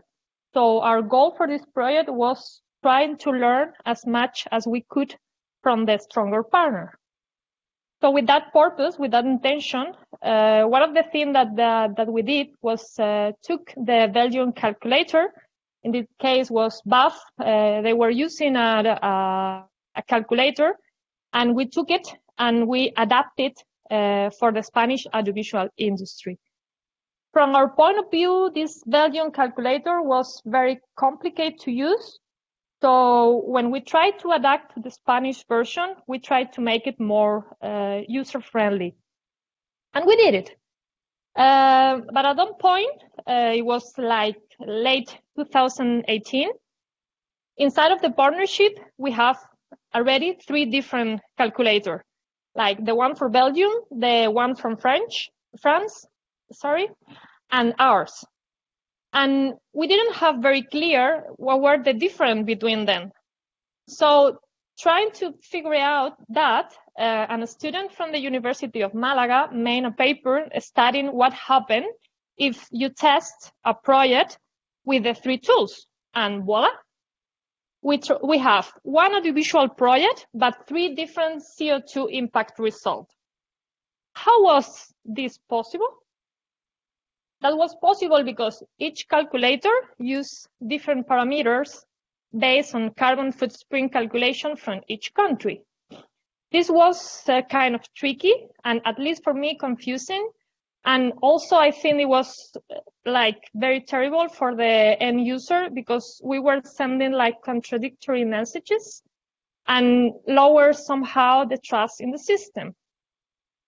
So because of that, we conclude that it was necessary to have a tool that can be used all around Europe instead of having a tool for each country or region. So based on this collaboration and the experience that we share in this 3 first year in Green Screen, we figured out why this tool was needed. And why was that? Basically, the first thing that I want to point is that measuring is super important, but it's not everything. So what we want to do with the Eureka, it's having a tool that it's also a way to better understand and evaluate the environmental impact that the firm have, and to make production and introducing the production process sustainable decisions. So if you are just measuring, you only have a data, but you don't know how to understand on how to use that data. So we want also to include that in our tool. We also conclude that we need a tool that can cover all the different phases and fields in a production. So starting from the idea, we need to be able to go with the producer all the way until the final project in post-production. Taking that in account, we needed to find a way to have conversion factor that can be used all around Europe and current enough to cover all the specialties that the industry has. We also have the goal to develop this uniform European instrument because it's a way that co-production can use only one tool. So If you are having your production is taking locations in different countries, you don't need to adapt the tool that you are using for each country. So you have just one. We also believe that it's very important to be able to link the money that you are investing in your project, like the budget that you have, with the CO2 as a fast way to make calculation, rough calculation. And for sure, to be able to do that, we need to have a tool that it's translated in several languages inside of the Union. So with all that information, we create and apply for this pilot action called Eureka. And who is behind Eureka? There is 3 partners from the regional partnership of Green Screen. It's Pro Malaga. We are leading the pilot action. We also have Slovak Film Fund and Flanders Audiovisual Fund. For develop this database, these uniform parameters that can be used all around Europe, we hire 2 partners. Like we call them the scientific part of the project, and we are having Catholic University of Leuven from Belgium and also Workflower from France. They are helping us to be able to have reliable information based basically in LCA, which is life cycle assessment, and 16 other parameters that we are using. So this tool is not only focused on CO2, but we are using other parameters to be able to make the calculation about how big is the impact of your project. So we take all the learning that we already have from Green Screen, and also like a Sequoia study. This was a study that was hired to have like a big image about how was the situation. And with that, we apply and we get it. So what is the result? Here you have. This is the closest analogy to Eureka that we have found in real life. This is a Swiss knife, and as with Eureka, it is a very useful tool with many functionalities and purposes. So whoever uses it decides at each moment for what purpose he wants to use, and the tool responds and adapts to it. So what Eureka will be? Eureka will be a tool that can help companies not only focus on evaluating or reporting emission, but also helping the audiovisual company to make the right decision during their planning and to make the filming more sustainable. We are also creating this database with convert factor, and this database is uniform and consistent at European level. It's reliable, and it's developed by a sustainability expert. That for us was that extremely important to be able to have a reliable tool with a strong scientific base. And for sure, there is some factor that need to be taken in account in a regional way. And we are also taking down in our mind, and it had been also included in the database. For us was also like really important to be able to consolidate data, because right now it's actually really complicated. And as I tell you before, with the different calculator that we have for regions or country right now, you cannot compare projects, because the result, they are not going to be able to compare them, because they are based in different parameters. So Eureka will be also a tool that can help to be able to consolidate information all around Europe in regional, national, and also European level. And as I mentioned since the very beginning, for us, as our mission vision, the tool needs to be friendly. It had to be intuitive and easy to use, and it had to be affordable cost of use for the final users. So, did we do all this alone? Definitely not. I would like to introduce at least the logos of our A team. What makes Eureka special is that has been created in close partnership with producers, scientists, and sustainability experts. And it has been designed with the involvement of the audiovisual industry, which has been participating in its creation, improvement, and implementation. From my experience and the experience that my company has on European project, it's very common that sometimes the European project have very ambitious ideas, but if you are not able to connect the key stakeholder, in the end, your project is going to have no clear conclusion. And that's why for us was very important to be able to involve institution and advisor and make them feel also like the owner of Eureka as an important part of it. So I don't want to extend my speech. I would like to end my intervention with a conclusion regarding the topic that will concern us today, and also related with Goal 17 in the SDGs. Remember that it's about partnership for the goals. Eureka is one of the best examples that I have known of how regions that they are very different from each other and with such different experiences and knowledge can come together and coordinate it and ground, resulting in something that would have been impossible separately. I want also thanks to the audience to be here and for your time, and for sure the organizers of this day, because this is an excellent forum to meet, to learn, and not to forget that together we will always be a better European Union. Thank you so much.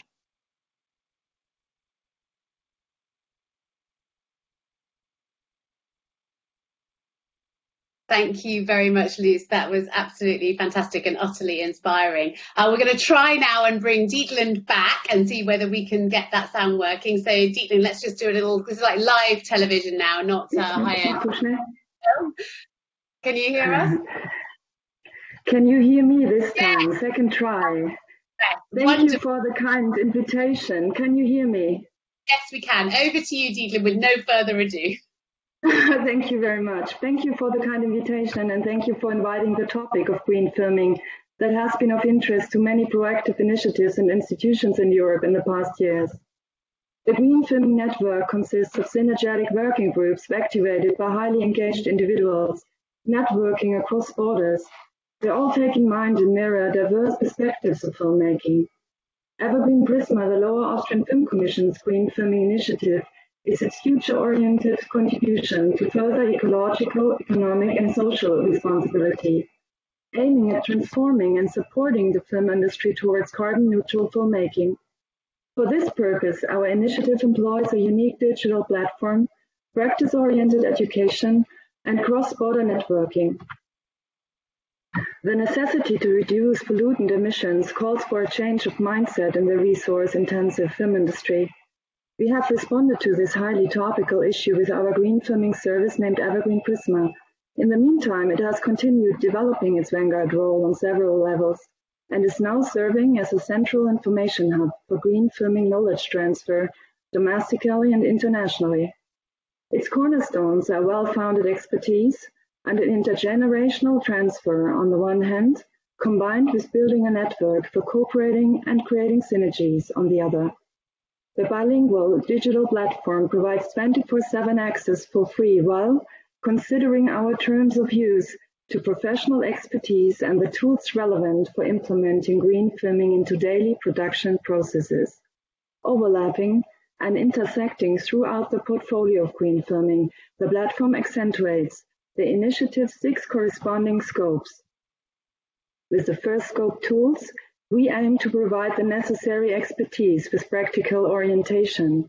Tools allocates the Evergreen Practice Kit for all film departments, including important instruments like a film-specific carbon calculator, a refined tool originally from German MFG and Klimaktiv, adapted with Austrian factors.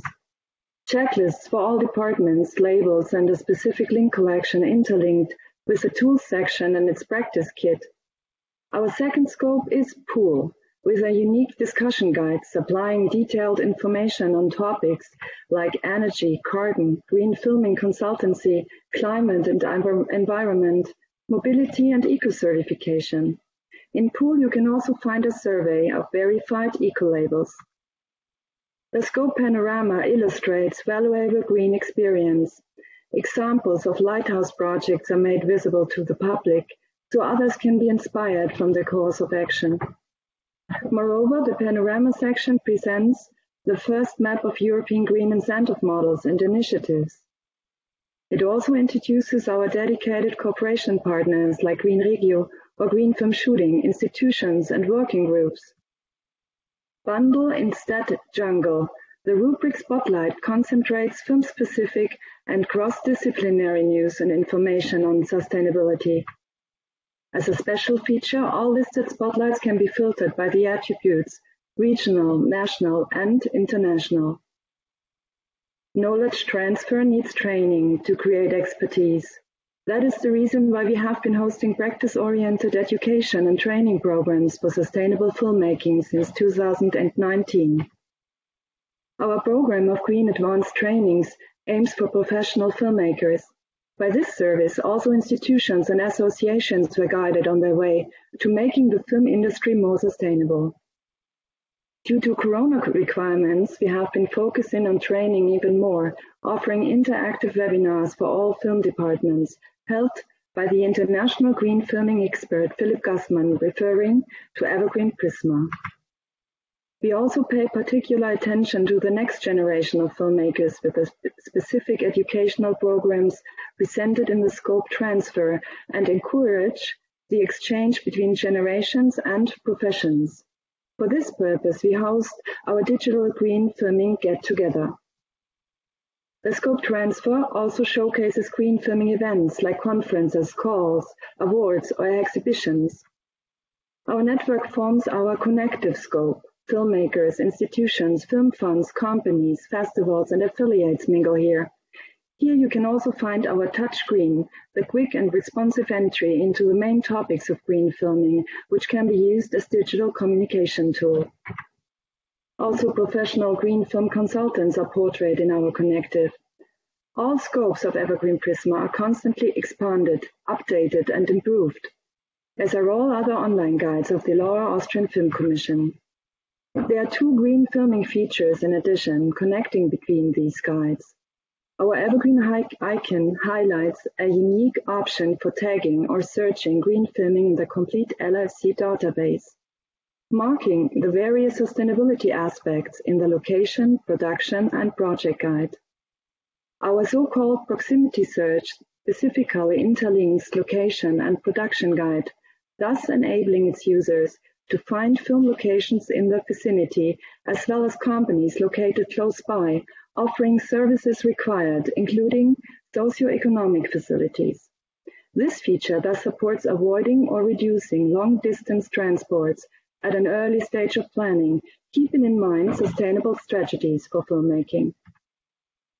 Effective green filming practice means the entire process of producing films is screened for alternative green approaches and consequently adjusted according to sustainability principles, with all film departments involved and in each phase of its creation, from project development, producing, and distributing. Let me point out the role and profession of the green film consultant to you.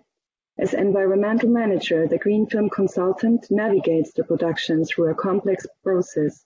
As member of the staff, she or he ensures an integral, ecologically oriented, and efficient mode of production from the earliest possible time. In addition, a green runner is in charge for monitoring and supervising green measures on location. And what are the requirements for a professional green film consultant? Profound experience in filmmaking and knowledge about all procedures involved in creating film is the necessary fundament for the task. The professional qualification includes expertise in ecology, technology and energy management, but also soft skills in green communication and psychology.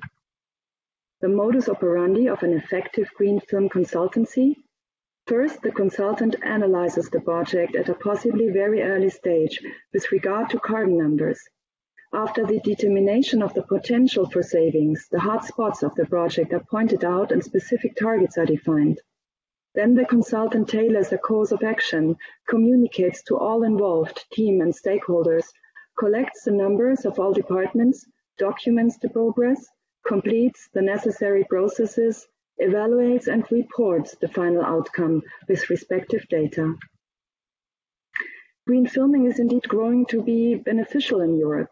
How sustainability requirements are met is increasingly gaining in importance for the selection process of further receivers of funding. And what about the status quo of green filming in Austria? Recently, national funding institutions like the Austrian Film Institute started embedding green filming in their actual guidelines, while Film Industry Support Austria amended its aptitude test by adding measures complying with green filming. Both approving the stated training by the LFC in cooperation with Philipp Gassmann within their framework. Also, Regional Film Commission Sine Tirol has become a green promoter in its home province, all of them having embedded our Evergreen Prisma as digital interface and cooperation partner. So did the Austrian Eco-Label for TV and cinema projects. At the Film Academy Vienna, green filming will become an integral part of the curriculum, starting in winter term 2021. And last but not least, pilot film projects are realized according to sustainable measures. Mission with vision. All 6 scopes of the Evergreen Prisma service seek to pool knowledge and forces for accomplishing the film industry's transformation towards sustainable filmmaking. Its prismatic color palette reflects the relationship between impulse and transformation. Next to green film incentives, service providers and manufacturers of sustainable products play a significant role in greening our industry. That's why we have to support their green transition as well. Only together, we will be able to improve the film industry's footprint in a significant way. In the past, implementing sustainable filmmaking into the transitional process was impeded by myriad discussions about the necessity of sustainable filmmaking. Luckily, we seem to have overcome this phase. The current debate has moved on to effective actions in a larger scale. Now we implement and harmonize the means for this much-needed process, as the industry's awareness for green filming has been both vitalized and sharpened. Thank you for your attention. Many thanks to our cooperation partners, the LFC team, and especially to Christiane Dopp, Birgit Heitzig, Daniela Kirchner, and Philipp Gassmann. Welcome to Green Filming. Thank you very much, Dietland, and I'm so glad that we were able to get you back on air, so to speak, there. That was fantastic.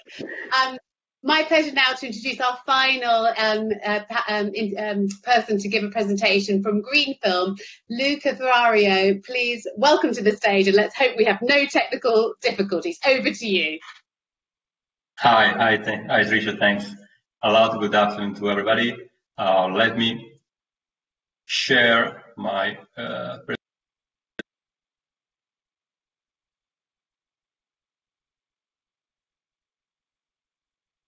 Okay, do you see it? Can you see this?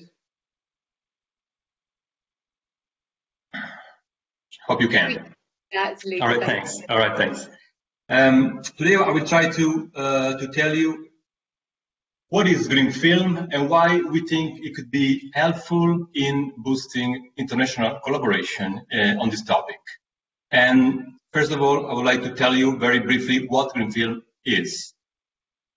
Green film is a rating system and a certification system for sustainable film production, which means that if you are a producer, green film is a list of concrete action you can take during your shooting on set. That can be verified. And it's also a label that certifies your environmental effort as a producer. If you're an institution, green film is a ready-to-use tool for pushing sustainability, but is also a network of partners that work together in the same way, collaborating on different aspects such as training. It's a certification system, so it works pretty much like any other certification system in other fields. In this case, we have a producer that needs to involve a green manager that is the one that brings competencies and know-how on sustainability on set, and is the one in charge of drafting a sustainability plan, which is a key element of all this story. The producer then chooses a verifying body that is the one in charge of the verification, of course, both on set and after the shooting through a documental verification. In this way, they check if that film can receive or not the certification. So it's basically very simple. We started with this approach a few years ago, like 5 years ago, and we immediately had very good feedback and a lot of interest from other territories, from other producers that want to share this tool. So we stopped and tried thinking how we could make it more shareable. And we changed it. We changed it, taking every link to our region off and make it more universal, which means that it was probably a worse tool for our region, but a better tool for sharing. And since then, we are trying to collect all these ingredients that we think are important for an exportable approach and an international collaboration. The first one was already there because we think it's important that this kind of solution come from institutions. This one was built from two institutions, one from the film industry side, Regional Film Fund, and another one from the sustainability side, the Agency for Environment Protection. So together we built this tool and we share it with others. And we found a way to share it, and it did work, and that was the first good signal because two main organizations, the Italian Film Commission here in Italy network and Cineregio, European Network of Regional Film Funds, they both identified green film as the most concrete and exportable approach, and they established it as the common tool for the association, meaning that we found a way to share this system. But sustainability is not our core business, so we really wanted to have some kind of approval from the other side, the sustainability side, which is something we received from the National Institute for Environmental Protection and Research, and that is something that really means a lot to us because they recognize it as a standard national model for sustainability on film production. So this is important because we want to have something that is reliable and has a scientific validation. And in this way, it became very, easier for our national fund, our national film fund, to push this way, thanks to this approval from ISPRA. So we have now. In this way, we moved from regional level to national level. And we have now a very interesting, very positive situation of collaboration on this topic in Italy. Another very important ingredient for this tool is that it has to be easy. It is easy. And as you know, producing a film is already very, very complicated. We don't want to add more complication on this. That's why we are proposing a very simple list of action. Is it too simple? No, because we want to be an entry-level tool that can work anywhere in Europe. So we need to start, if you want to start together, we need to start from a low level and then grow up together. That's what we think. And at the same time, it's also an easy to use for institutions because they are not asked to be consultant on this, or they're not asked to be verificators. They just need to show the way, and this is also very important. and they can show the way in different ways. Sorry about that. I'm putting here a few examples. In Norway, Zephyr Fund, they use green film as a reference for asking for a sustainability plan. So they not ask for a certification yet, but they make producers start thinking on planning sustainability. Give extra points during the evaluation, which is what we also do, and which is also what our national fund does. So you can choose, but if you do it, you have an incentive. Another way is what Wolimage is doing starting this year, because they introduced green film certification as a mandatory requirement for their producers. So every country, every region has different situations, different priorities, but they can use it in different ways. But the producer that moves around those regions find the same scheme. This is something really, really important, because it doesn't need to learn new scheme, new rules. He recognizes the same approach. I'm going very fast because we don't have much time. Sorry about that. You can download the presentation on the end and find the information on the website green.film. It's easy for institution because the verification is in charge of somebody else. And this is the right way, we think, because when it comes to public incentive, an independent assessment is crucial. So this kind of verification could be done both from public entities. We have some of them already working in this way in Italy, and I'm sure we can find others across Europe. But even though if you don't have the public option, you will always have the private ones, because we are dealing with two private auditing companies, huge ones, one from France, the other one from Norway. They have hundreds of offices pretty much anywhere in Europe. And that means that a producer can find this kind of service, the same kind of service anywhere in Europe. Which is important also for another reason, because it allows us to have a standardized approach, meaning that a certified green film in Poland is the same kind of certified green film in Portugal or in Denmark. And this is what we are pointing at. And it's also very important because it allows us to certified co-productions, and a tool that is not able to manage a sustainable co-production, has no future. So this is another key point, and that we can use it, be used cross-border. So closing, what else is needed? Data.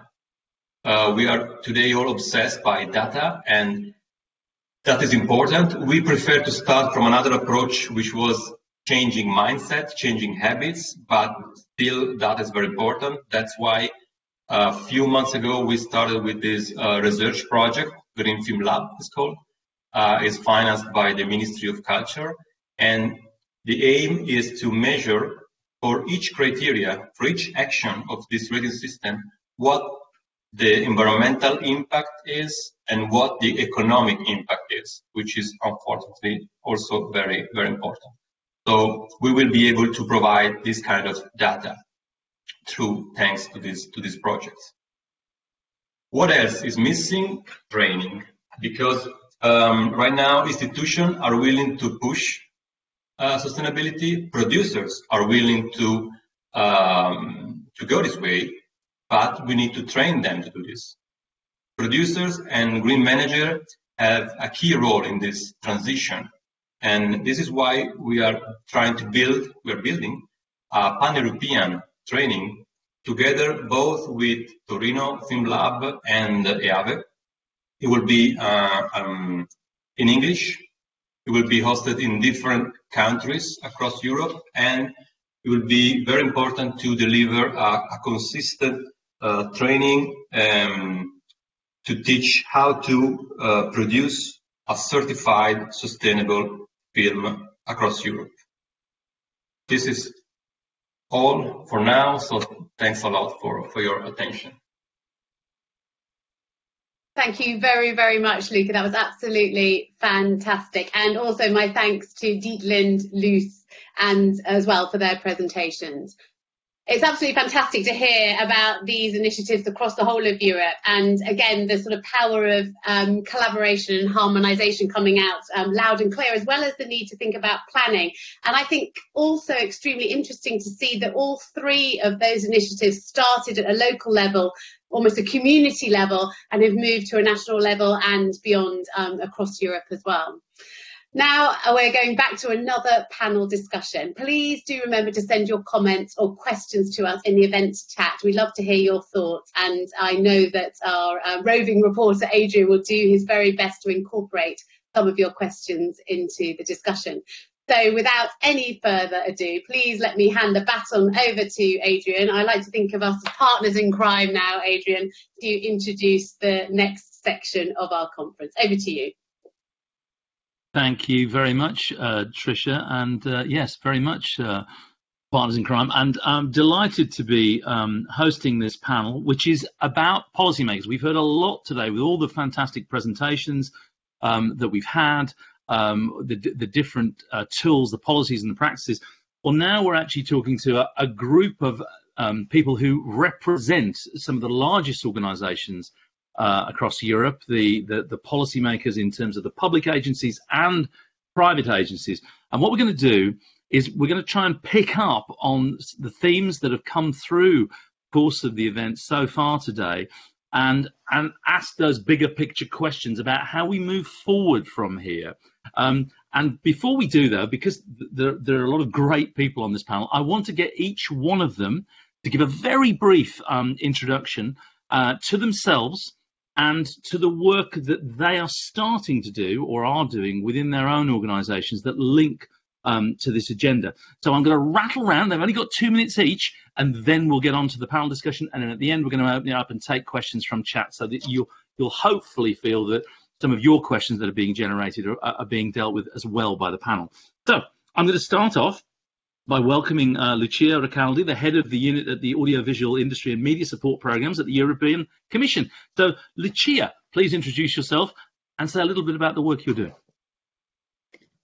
Good afternoon, Adrian. So I'm the head of the Audiovisual Industry and Media Support Programs in the European Commission. And time is ripe and great at the European Commission to start dealing with these issues very, very seriously. So what we are going to do now is to implement the actions of the Media Action Plan, focusing on a best practice guide on green production, and also discussions with public film funds, regional film funds, and the industry on common tools and green standards. We will start with CO2 calculators, because we think that this is a sort of low-hanging fruit, and we will be very results-orientated. We want to achieve outputs, and we would like already to have something ready discussed with the whole audiovisual ecosystem by the end of this year. Fantastic. That was very short and sharp, and set the standard for compression and precision for the rest of our presenters. Thank you very much, Lucia. So I'm going to hand over now to Julie-Jean Renaud, the Secretary General at the IFAD. Julie-Jean, please talk to us. Yes, hello, good afternoon, everyone. Very happy to be with you. And maybe I take 1 minute to thank the Observatory and the BFI, because it's a great moment. And having the Observatory dealing with the subject means change, means improvement and evolution. So it's not only learning, but also the networking element in the chat is amazing. So we are very, very excited and inspired. I'm indeed the Secretary General of the IFAD that has been mentioned several times. It's an association bringing up together 35 national audiovisual and film centers. We call them film funds. And we care about sustainability. I mean, we and all our members, they really think they have a role to play. And that's why we built a working group 2 years ago. And you heard Tim Wagendorp, he's the chair of this working group. And I guess I will have more time to explain what we are working on in this working group. Thank you very much.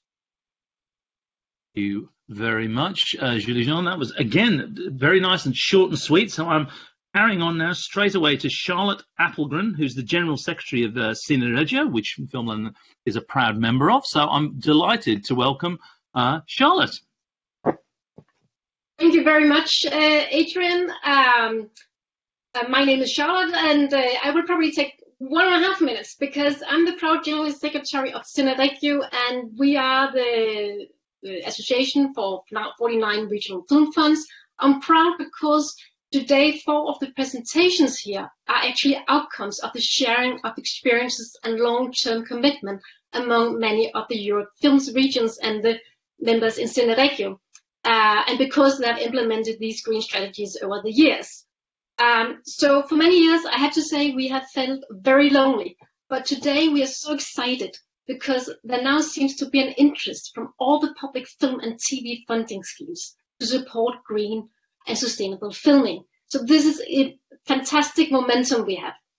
And so sincerely also, I would like to say thank you to the Observatory and to the UK Presidency for organizing this conference.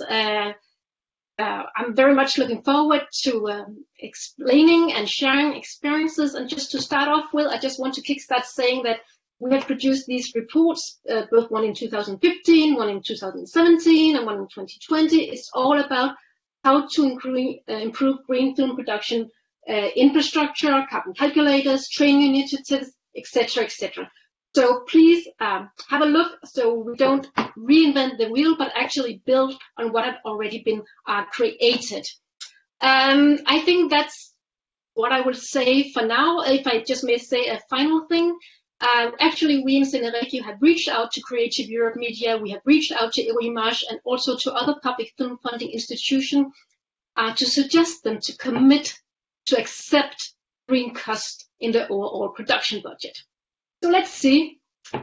In this panel, I hope we can all agree that we should not put an extra financial burden on the independent producers, but it should be at cost of the film funds. So thank you very much. Adrian, back to you. Thank you very much, Charlotte. And we're going to carry straight on. And I'm delighted that we not only have sort of public institutions and funds, but we also have representatives of the broadcasters. We're actually bringing in television as well and broadcasters, and it's a great pleasure to welcome Hermione Meta, the project manager at EBU. So, Hermione, please introduce yourself. Hello, Adrian. First of all, I just want to say thank you for giving us a chance to speak on this platform, and thank you to the Observatory and the organisers. So I'm Hermione Meta. I'm the sustainability lead at the European Broadcasting Union, which is the union for all the public service media, or majority of the public service media across Europe, but also some in North Africa and as far as North America as well. We have sustainability this year has just taken a leap so fast forward. It's been amazing, and trying to keep up with everything is just been quite a task. So we have 2 groups. One is looking at public service media and the strategy around sustainability at an organizational level. But we also have another group, which is the Green Production Group, which is talking, bringing together all the information that's already out there, but in particular, all the experiences that the broadcasters have had and are willing to share with the industry in general. And this group is actually open to everyone because, as we've already heard, it takes collaboration to make sustainability work. So we have a lot of people that are already here, and I've seen their names on chat. So private organizations, green consultancies, people from various EU bodies and the public service media itself, and private broadcasters as well. So looking forward to the discussion. Thank you. Thank you. Thank you very much, Emily. That's great. And I'm going to pass on now from the public service broadcasters to the kind of private service broadcasters to Gilles, the senior EU policy officer at ACT. So representing, I think, the private sector broadcaster in this context. So please introduce yourself and talk to us about the work you're engaged in. Thank you very much. So I'm Gilles. I lead ACT's sustainability work stream, and I'll try to be on time, but I'll say a few words about what we do and quickly go over 3 points that are core to us in that regard. So first, ACT represents the interest of leading commercial broadcasters in Europe. We are a founding signatory of the United Nations Global Media Compact, and as such, we're very supportive of ambitious climate goals. Clearly, there's a lot happening right now under this commission, and the green focus has clearly boosted the determination of our members towards driving sustainability goals at all levels of the business and value chain. And in this regard, clearly cooperation with the rest of the sector is key, and that's why we're very much welcoming events like the one today to better understand the perspectives and strategies of the sector. When it comes to what our members do, first, they use their positions as vital mass communication channels to create and encourage responsible behaviors and to raise awareness amongst our viewers on screen. This means, for instance, showing responsible behaviors within our content, but also having content about sustainability issues. Second, we do take direct actions to reduce our emissions and the environmental impact of our activities, our partners, and the value chain. And this includes very practical things that I think were discussed at length today, such as, reducing waste on set, but also raising awareness within our staff and partners. And I'll very briefly go into our top 3 priorities before giving back the floor. First, for us, it's key that exchanges of best practices be explored. For us, it's a key area where the Commission and the Observatory could really help by creating an environment where we can really share best practices. The second point I would like to briefly mention is that we need to focus on ensuring the pickup of existing solutions like Albert or EcoProd, and to look at where there are tools available and what can be improved. And from that perspective, we think that a mapping from the Observatory or the Commission would be very useful to have a better idea of what is out there already in terms of standards, certification tools, etc. And the third point that is key for us is to take really a broad view covering the whole sector and not to focus only on production. I know it's the topic of today's meeting, but we also think that we shouldn't forget about distribution and consumption. We need to tackle this as we have tackled other environmental challenges in goods and services by taking a life cycle approach that looks at the entire chain. And I'll stop right after, but I just want to give you some figures that give some perspective, I think. According to a study of the French market by EcoProd, production represents actually less than 3% of the overall footprint of the sector, while the fabrication of and functioning of user devices is about 85%, with streaming being at 9%. So it's really important to have a broad view, we think. That being said, it's absolutely critical to tackle production, particularly because that's an area where we have much greater control and where we can really deliver change more easily. That being said, thank you very much for inviting us. Looking forward to the discussion. Thank you very much, Gerard. We will come back to you, and your points about beyond production, I think, are very well made. I'm sure we'll pick up on. And now, last but not least, I'd like to welcome Alvaro Longoria, who is actually also our practitioner on the panel as well, not only representing the European Producers Club, but as our producer and the founder of Moreno Films, brings a dual perspective to our panel discussion today. So, and I think you, Alvaro, you also have you'd like to share with us some of the elements of a survey that was conducted amongst your members about implementing sustainability initiatives. Yes, well, hello. I'm Alvaro Longoria. I'm a film producer, I'm a film director, and I'm also currently vice president of the European Producers Club, an organization, the largest producers in Europe. A year and a half ago, we launched a green charter that most of our members and a lot of other organizations joined in order to set some standards. And it's great to see all these initiatives, but I want to remind, I was also, my last film, Sanctuary, as director, was about the Greenpeace campaign, about creating a sanctuary in Antarctica.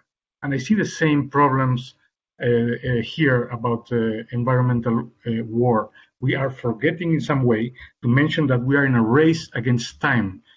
It's great to have all these fantastic initiatives, but we really don't have time. We have to take real action. And I think right now the approach is a bottom up. So it's individual producers who say, okay, I'm going to be green. It's regions, it's, Malaga, it's a bottom up. I think a top down approach is required immediately.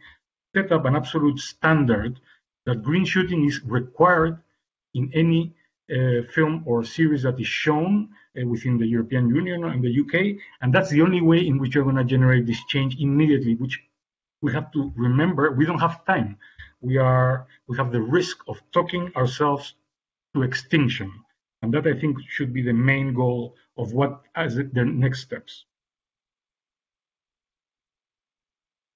Alvaro, thank you. That's a brilliant segue into the panel discussion, because I think that we started this discussion several hours ago now by saying, we've got a crisis, we've got targets, we've got a European target, and we are close to midnight. The clock is ticking, and so my question, in a sense, to all of you to start this panel discussion, and picking up on what Alvaro has just said, is there's been a lot of talk today about policies and practices and different initiatives at a regional, sub-regional level. You've all said a little bit about what your organisations are working on, and the Commission talking about how it wants to reach out and embrace widely. But bearing in mind we have got a global crisis, we've got to move really quickly. I guess my question to all of you, and to chip in, is a lot of conversations about harmonisation, about top-down, about moving forward. If we're going to make a step change, if we're going to make a real change to the way in which we help the film and television industries, which, bearing in mind, is a growth industry, a massive growth industry driving recovery, driving jobs, what do we need to do to get this harmonisation and beyond harmonisation? Because we've got to, if we pick up on Alvaro's point, and we've got to move quickly, and everyone's saying, well, there's lots of different calculators, there's lots of different standards, there's great initiatives going on. How are we going to move this forward? How are we going to make change rapidly? I mean, anybody like to pick up on that? Charlotte. Thank you very much, Adrian. I think, as I said before, it's crucial. Harmonization is good. It takes time often. So if we need to act now, the first thing we as public film funds can do is to accept green costs in the overall production budget. It's a very easy thing to do. It's about accepting that you have an eco-consultant on your film production. We should not put the extra burden of the financing on the producers, the independent producers. So from our perspective, it will be this about accepting the green costs. Everybody could do that as a starting point. Then, of course, we need all this about the infrastructure and the carbon calculators. And we had this fantastic presentation also with the green film, the Italian green film rating system. I mean, it's there. It's for free. Everybody can implement it today. What not to like? Let's grow and make Europe green. So that's my first impression. Thank you. Thank you, Charlotte. Would anybody like to pick up on that and contribute?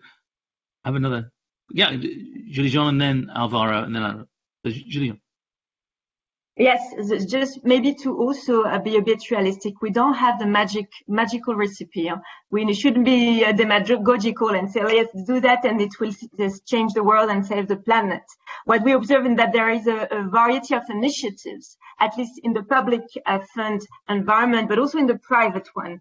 So for the moment, what we try to do is actually not wasting time by not reinventing the wheel, reusing the experience of the others, reusing instruments, as Charlotte was saying. It can be calculators, it can be green rating systems. We saw the green film, we saw Albert, Eureka. So just avoid, reinventing your solution when there is something already made that you can easily use. Then also the eligible costs, as you mentioned, Charlotte, is already embedded into several national film funds. Of course, everybody is going at its own pace. And what we try to do at IFAD is create a dynamic. Let's say the newcomers, to tell them, well, there are things you can already do now that are not very difficult. Let's start somewhere. Let's try to avoid duplicating and build synergies together. And then I will stop here. I think the opportunity of this discussion is for me to realize that the synergies are not only with Charlotte. We know Charlotte and the amazing work that Cineregio has been doing because it was a source of inspiration. But we know less what the studios have been doing, what EBU is cooking, what ACT is doing. So working not in silos, but working across private, public, in the different sectors is very important. Picking up on that, John, because in the panel, the interviewees I talked to about that relationship between industry, and Alvaro is in both positions, between industry and the public sector. They all said that there wasn't enough dialogue going on between industry and the public sector across these schemes, and that obviously does seem to be something that needs to be picked up on urgently. But also, there's a suggestion coming out of chat, and Charlotte mentioned it. Should we, in the same way as world governments are trying to find out a way of taxing Amazon, should we be trying to persuade every funder, not just public, but private funders, commissioners, in the same way Sony's got its global sustainability policy, should every public and private funder, should the broadcasters as well, be saying that actually to be commissioned, to be funded, you have to adopt a common set of sustainability practices? Question. What do people feel? Lucia, from a commission point of view. We are definitely moving in that direction. You know, clearly, as I said, Commission adopted this climate pact, and we have an obligation to devote 30% of the resources of all EU funding programs to the objective of sustainability.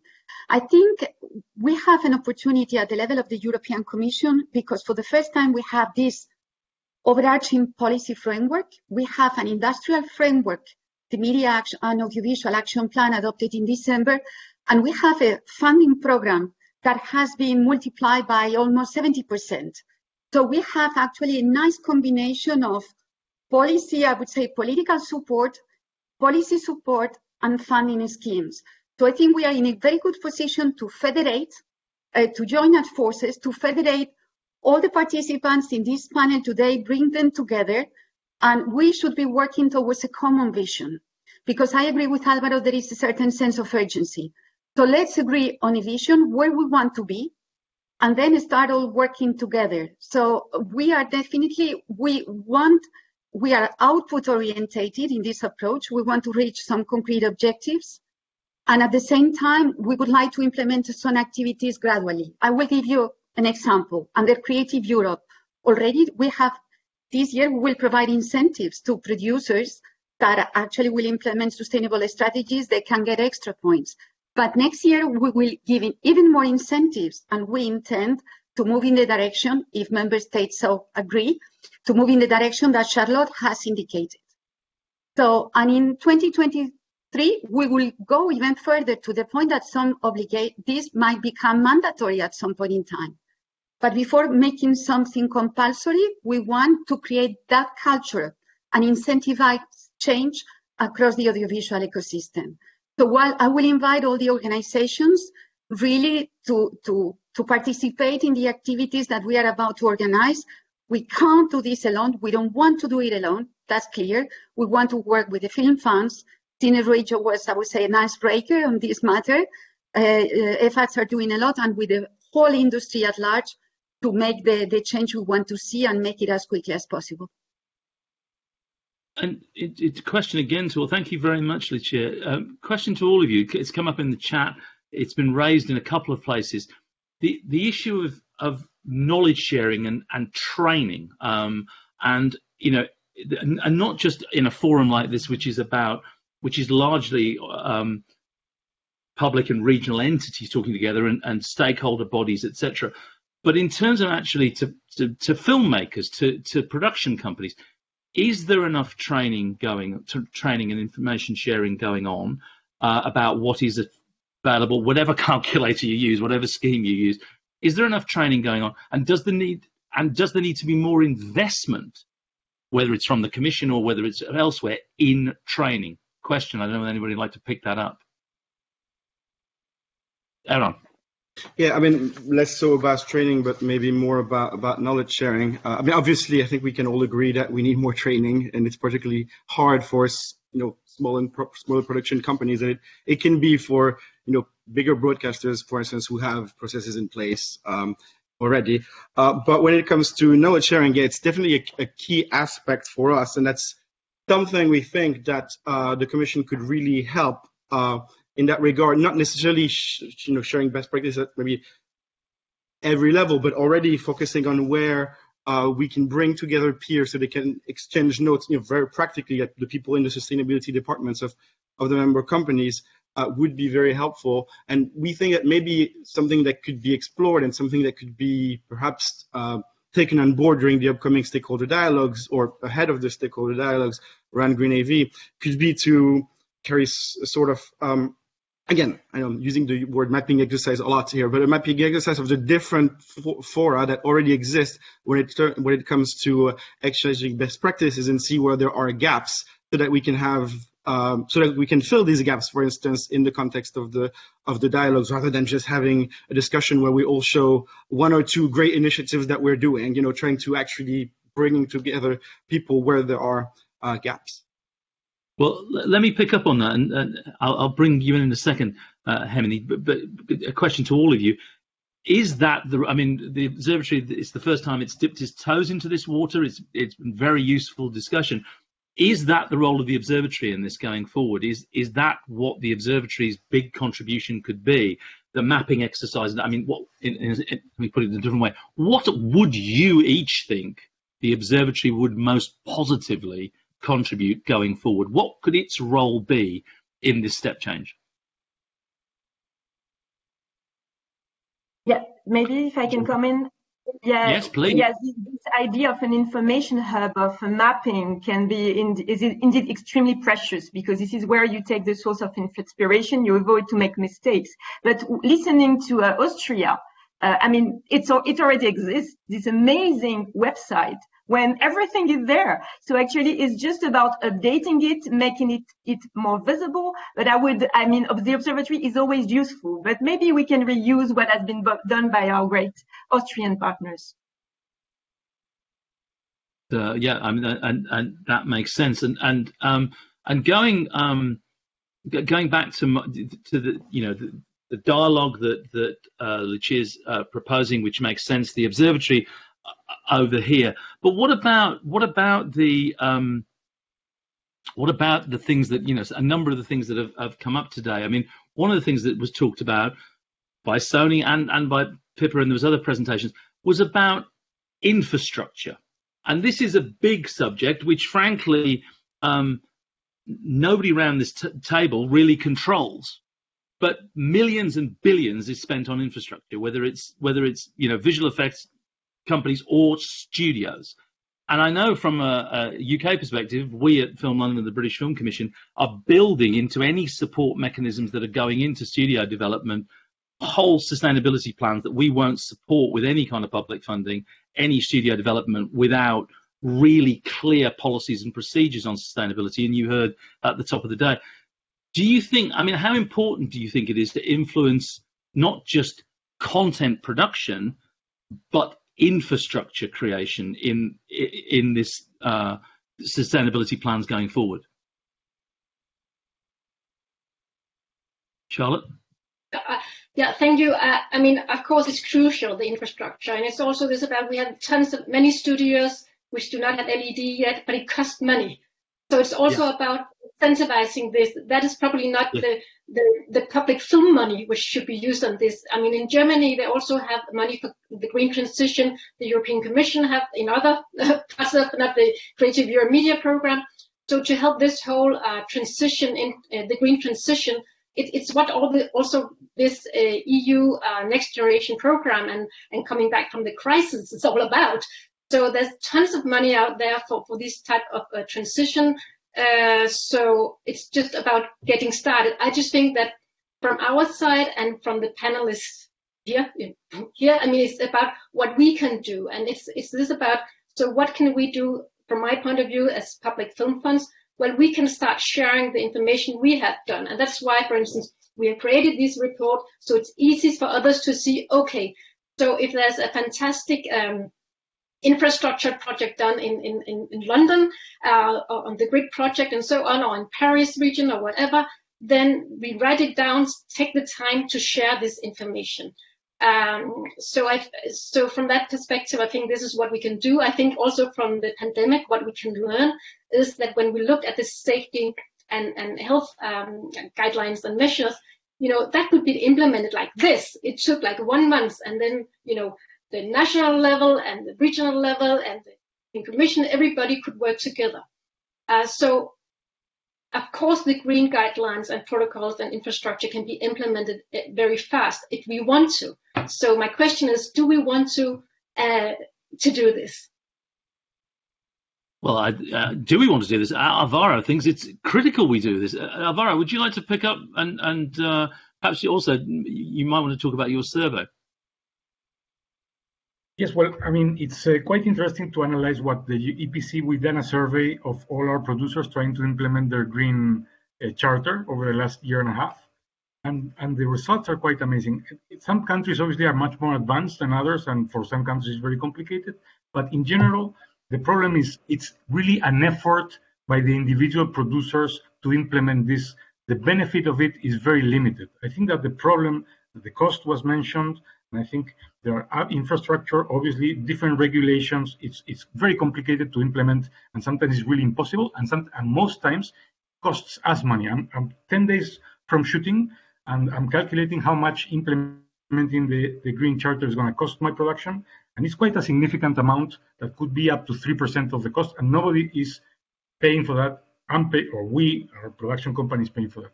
The problem, what I was mentioning before, is the moment this becomes not mandatory but voluntary, then you create differences and you create competition between those who do it, those who don't.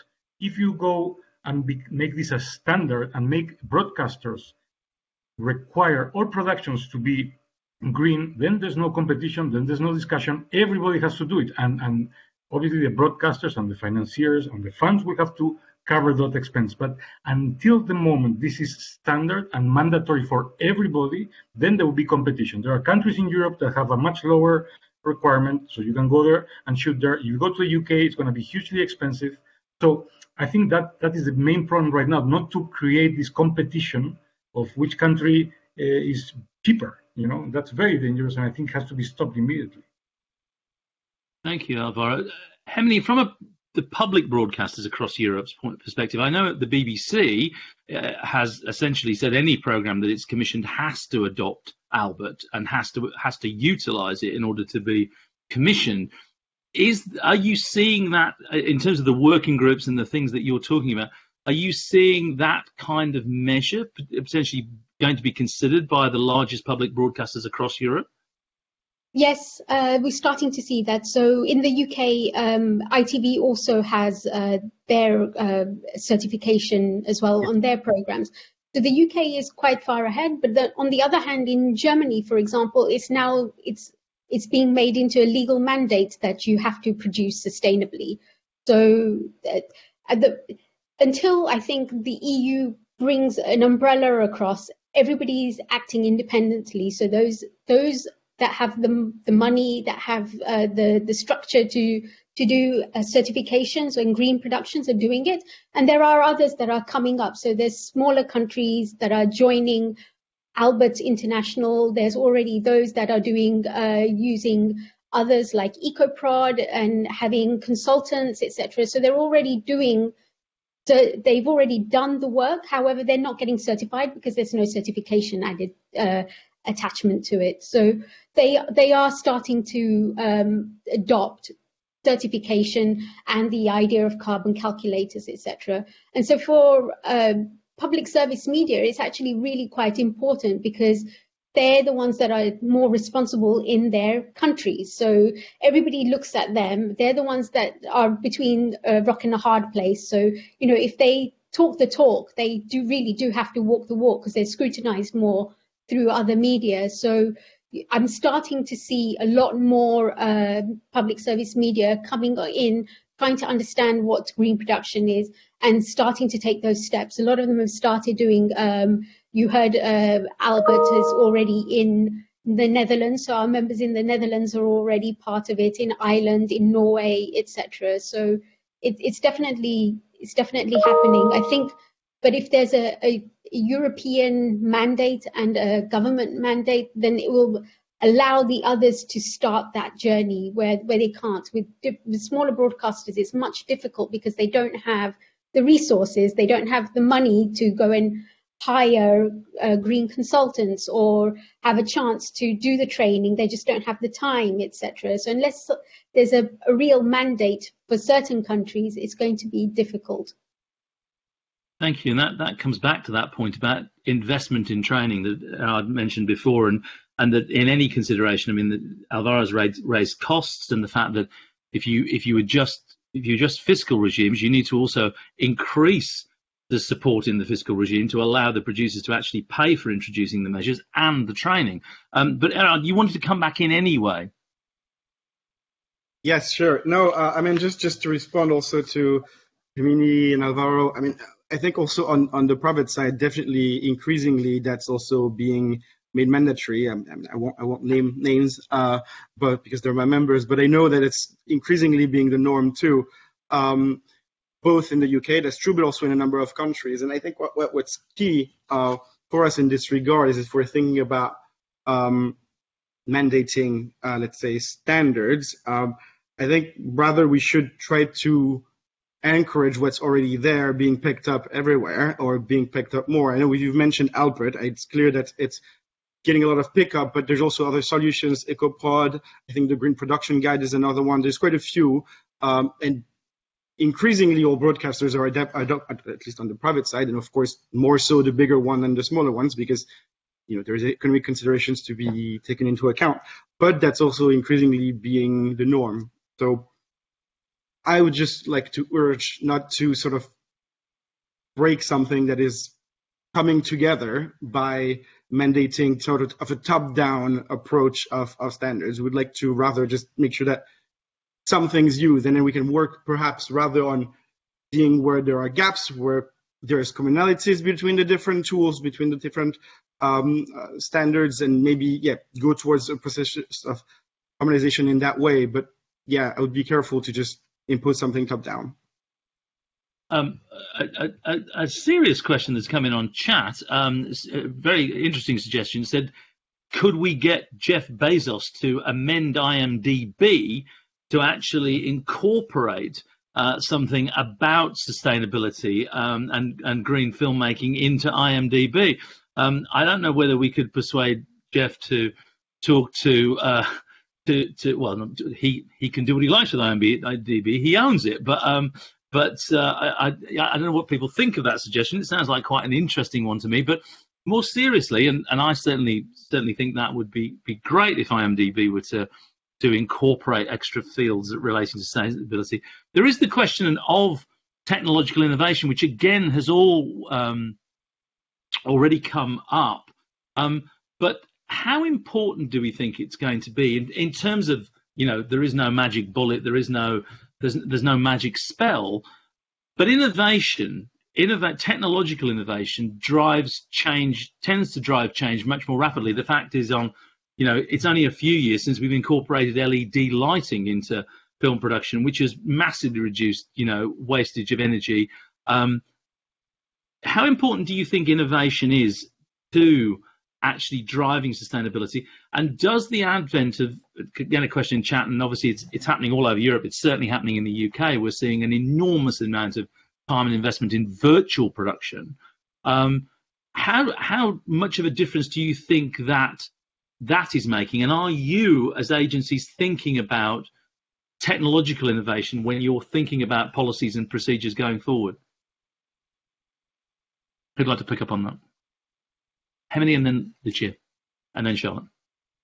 So technology innovation is really important, but one thing that our members and all of us have started to look at is the cradle to grave aspect, or the cradle to cradle aspect. So in technological innovation, when you're looking at things like equipment, etc., it's important not just to look at it from, we've reduced the energy from X to Y, but what's the cradle to cradle aspect of it? How much embodied energy has been used in order to create that, manufacture that piece of equipment?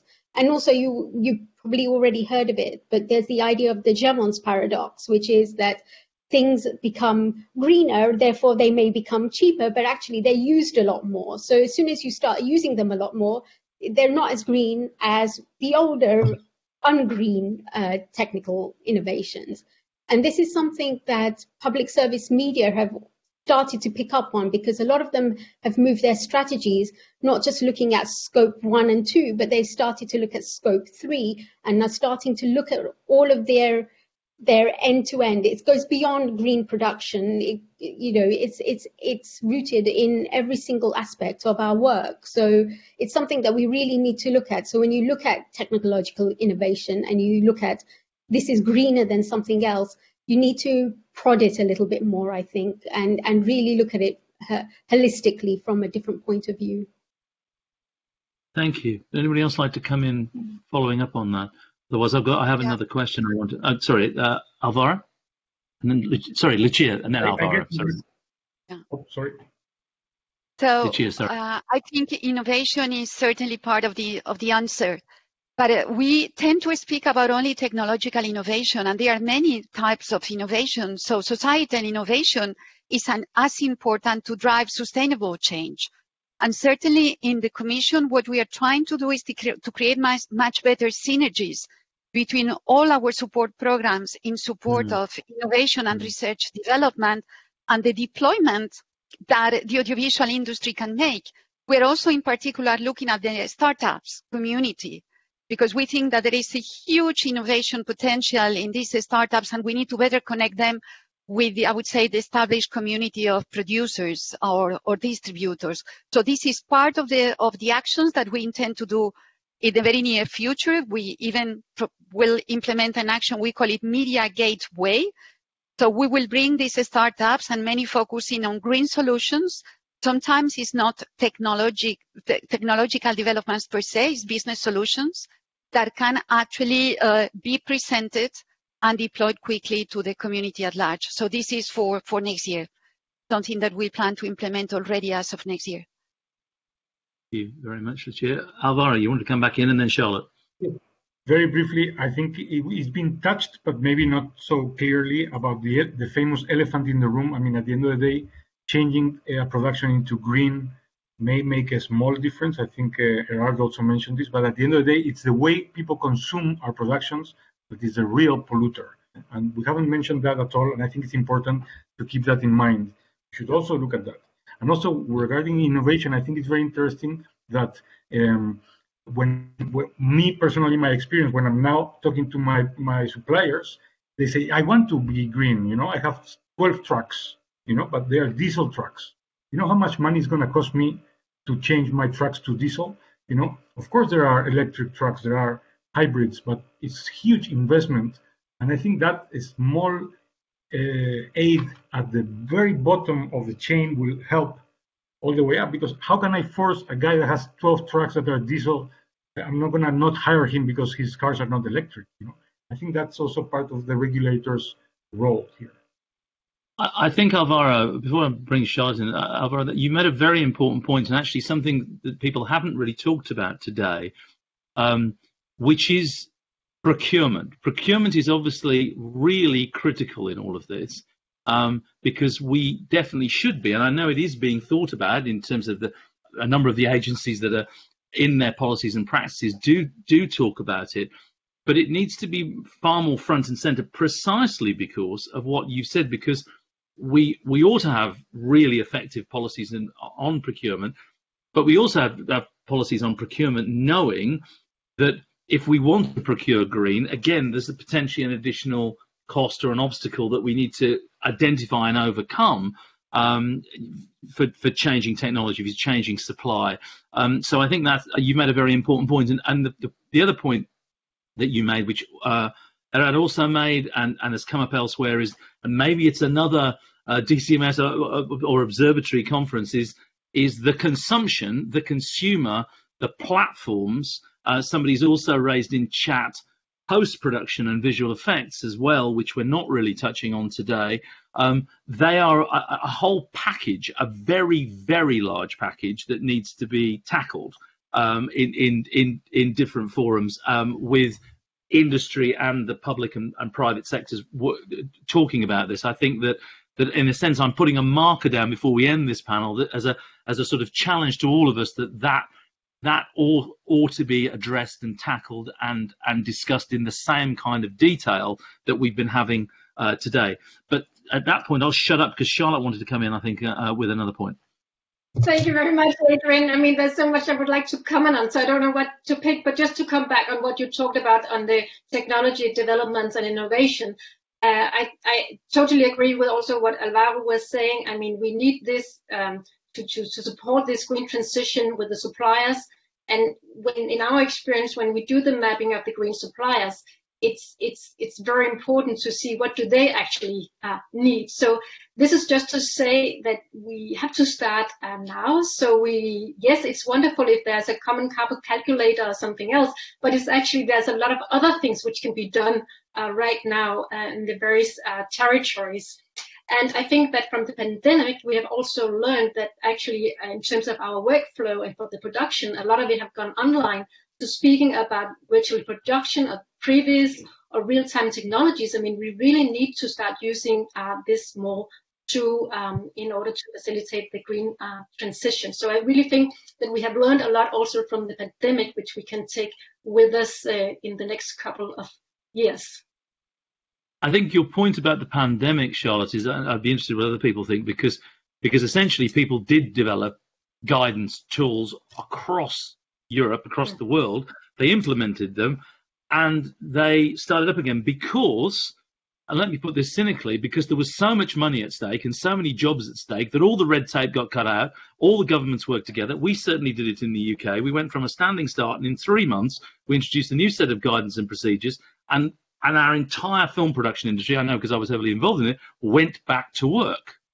And if that can be done in 3 months in the middle of a pandemic that's killing hundreds of thousands of people a day, surely we should be able to harmonise and actually pull all this that we've been talking about together, and not take till 2050 to do it. That's more a comment than a question, but I think it has to be. It has to be possible. There is a question that's been asked in the chat, which I think is an interesting question. Is how early in the creative process? I mean, the other thing we haven't talked about, and actually Alvaro is a very good example. He's actually made films that contain content about sustainability and environmental challenges and issues. Sanctuary, obviously, he referenced. But somebody's actually commenting in the chat and asking, how early in the creative process, in terms of the commissioning, when somebody's made a comment about training for writers, people understanding sustainability from an early development stage when they're actually being commissioned. What do we think about that? How early should this be fed into the process of whether it's commissioning a television series or whether it's commissioning a single drama or whether it's commissioning a major feature film? Maybe I'd like to pick up on that. Emily, and then Julie-Jean. I would say right at the beginning, I think it's everybody's job to be sustainable, and it's a culture change that everybody needs to bring in their own roles, wherever they are in the process or in the organization. So I think really sustainability doesn't belong to a sustainability group or one particular department or anything along those lines. It's really a culture change, and it's a culture change that needs to happen throughout the organization, so everybody looks at sustainability as part of their role.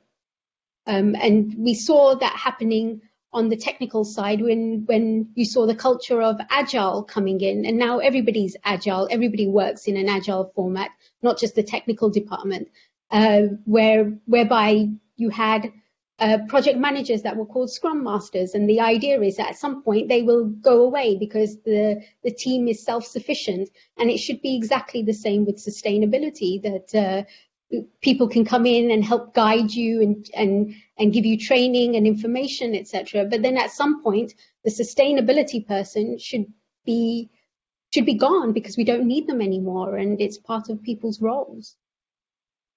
Yeah, it's a bit like COVID supervisors. We hope we've created a whole new industry of COVID supervisors. We're hoping we don't need them in the future, but at the moment they're the most popular person in the crew. So very much so. Julie Jean, you wanted to come in, and then I'm going to bring Charlotte back in. Yeah, just to say, I agree totally with Herminie. From the very early stage, Film Fund, they support from the writing stage to the distribution. So the holistic approach is extremely important. And when I talk about the writing stage, what Tim is doing in his institution is basically taking the script and asking, well, where does it scene? Why is it going to be shot in Morocco? Why can we not imagine? So they take the script and they imagine like sustainable solution because he's a specialist on that. Also maybe mentioning some great, I just saw like sustainability screenwriting workshops where you are with other writers trying to see how you can incorporate sustainability into the story. And just to link with Alvaro about the distribution. For theaters, we already have a guiding book that is the Cinema Handbook, where you know what theaters can do in terms of sustainability, but the online distribution is crucial. It's where it's hard to measure the impact, but IMDb could naturally maybe mention the production, let's say carbon cost, but IMDb could also mention the online viewing carbon cost when you are online. How much does it, can we measure that? And this may be for another workshop. I think it probably is, but I think you're all making this point very, very well about the means of consumption. And you're right. I know in the UK, again, there's an awful lot of work being done, and some independent cinemas, and this is true for other parts of Europe, some independent cinemas are doing brilliant jobs in sustainability. They've got roof gardens and beehives on cinemas, and an incredible amount of environmental work being done in some fantastic cinemas in the UK and in other parts of the world. But yes, I think you are right about the online. Charlotte and then Lucia. Thank you. I also hope that one day we will not need perhaps green consultant or eco consultants, but fact of the matter is we do need it now, and especially we need it within the next 24 months if we want to change. Also because it's these type of people who can actually go in and teach us, that we have to start at a very early stage.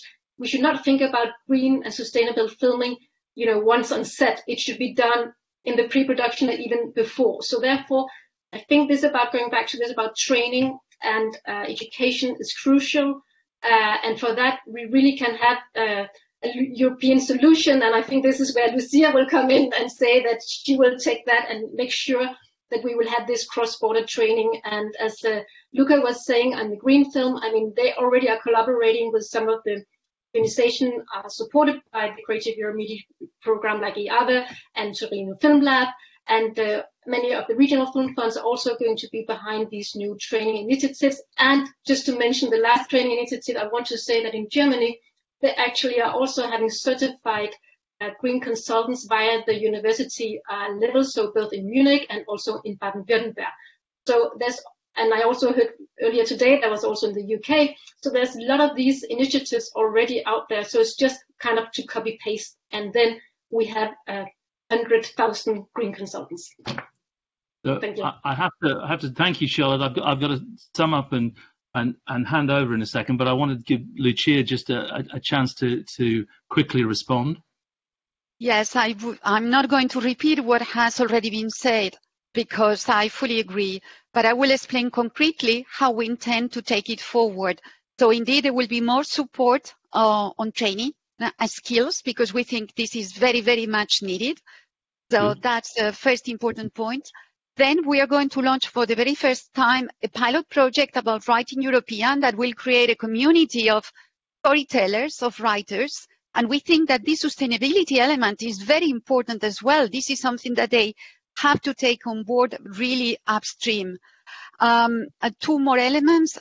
We, through Creative Europe, we support film education activities. And perhaps we need to think whether we need to include or encompass green film education as part of the education of our children, because I think if we really want to take a holistic view, we really need to start educating the young generation, not only about the cultural diversity and the richness of European content, but about the sustainability challenges that are very important.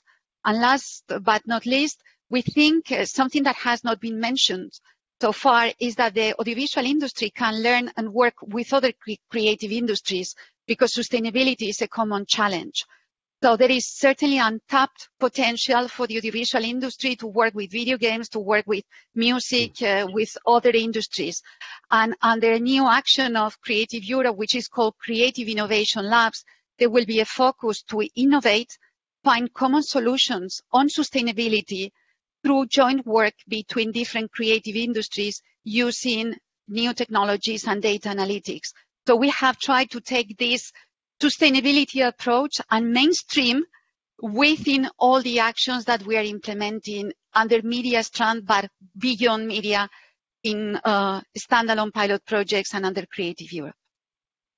Thank you, Lucia. I'm going to bring it to a close by saying I think that's given us quite a big agenda of things to do. I think everyone realizes the urgency. I wanted to thank all of you from your respective organizations and experience for the contributions that you've made to this Observatory DCMS conference today. You've helped set a task, I think, for the Observatory itself in terms of mapping, information sharing, data gathering. You've talked about training. You've talked about harmonization. You've talked about collaboration across borders. You've talked about a whole range of different things. We've talked about procurement. We talked about costs and how, and content commissioning and looking at sustainability from the early stages. You've touched on a whole range of things, and you've noted very appropriately some of the things that are missing. The fact that we've got to look at consumption so much, we've got to look at other parts of the process, particularly the online. We've got to look at visual effects, got to look at post-production. It's not just about physical production and how's that going to be paid for, how are we going to do that. And the other thing that was touched on in chat, my last thing, was that apart from Europe, we need to find a way of making sure there's a closer dialogue between industry and the public sector, and much more sharing like this that goes on with practitioners. And secondly, we need to look across from Europe to the rest of the world. People have asked about certification and other certification systems in other parts of the world. John from Sony talked about what they're doing as a global company. And I think that that's another area. How do we join up internationally and globally the initiatives that are going on in Europe? So quite a big agenda, but a lot of food for thought and a lot to pass back to. So I'm just going to say thank you to all of you for your time today. And it's been a pleasure for me as a moderator. I'm bowing out now and going to hand over to my partner in crime, Tricia. But I wanted to thank you. I wanted to thank my team at Film London, our green screen team, and shout out to Daniela Kirkner, who's helped me in terms of preparing for this moderation, and to hand back to my partner in crime, Tricia, and say thank you very much and good luck, everyone. And we're all in this together. We are all in this together. What a great way to end. Thank you very much, Adrian. It's been a pleasure participating in this with you and handing back and forth throughout the afternoon. And thank you to all of our panelists and indeed all of the speakers that came before for the incredibly interesting and rich discussion. I just wanted to let you all know that we've had over 300 attendees from 72 different countries join us this afternoon. It's an absolutely incredible turnout, and I think a reflection of how important the topic is for the film and the television industry and for policymakers right across the globe. It's super interesting for me to hear about the need for both individual change, systemic infrastructure change and policy change kind of coming together, and I really hope that as we move forward we can keep all of those themes in our minds.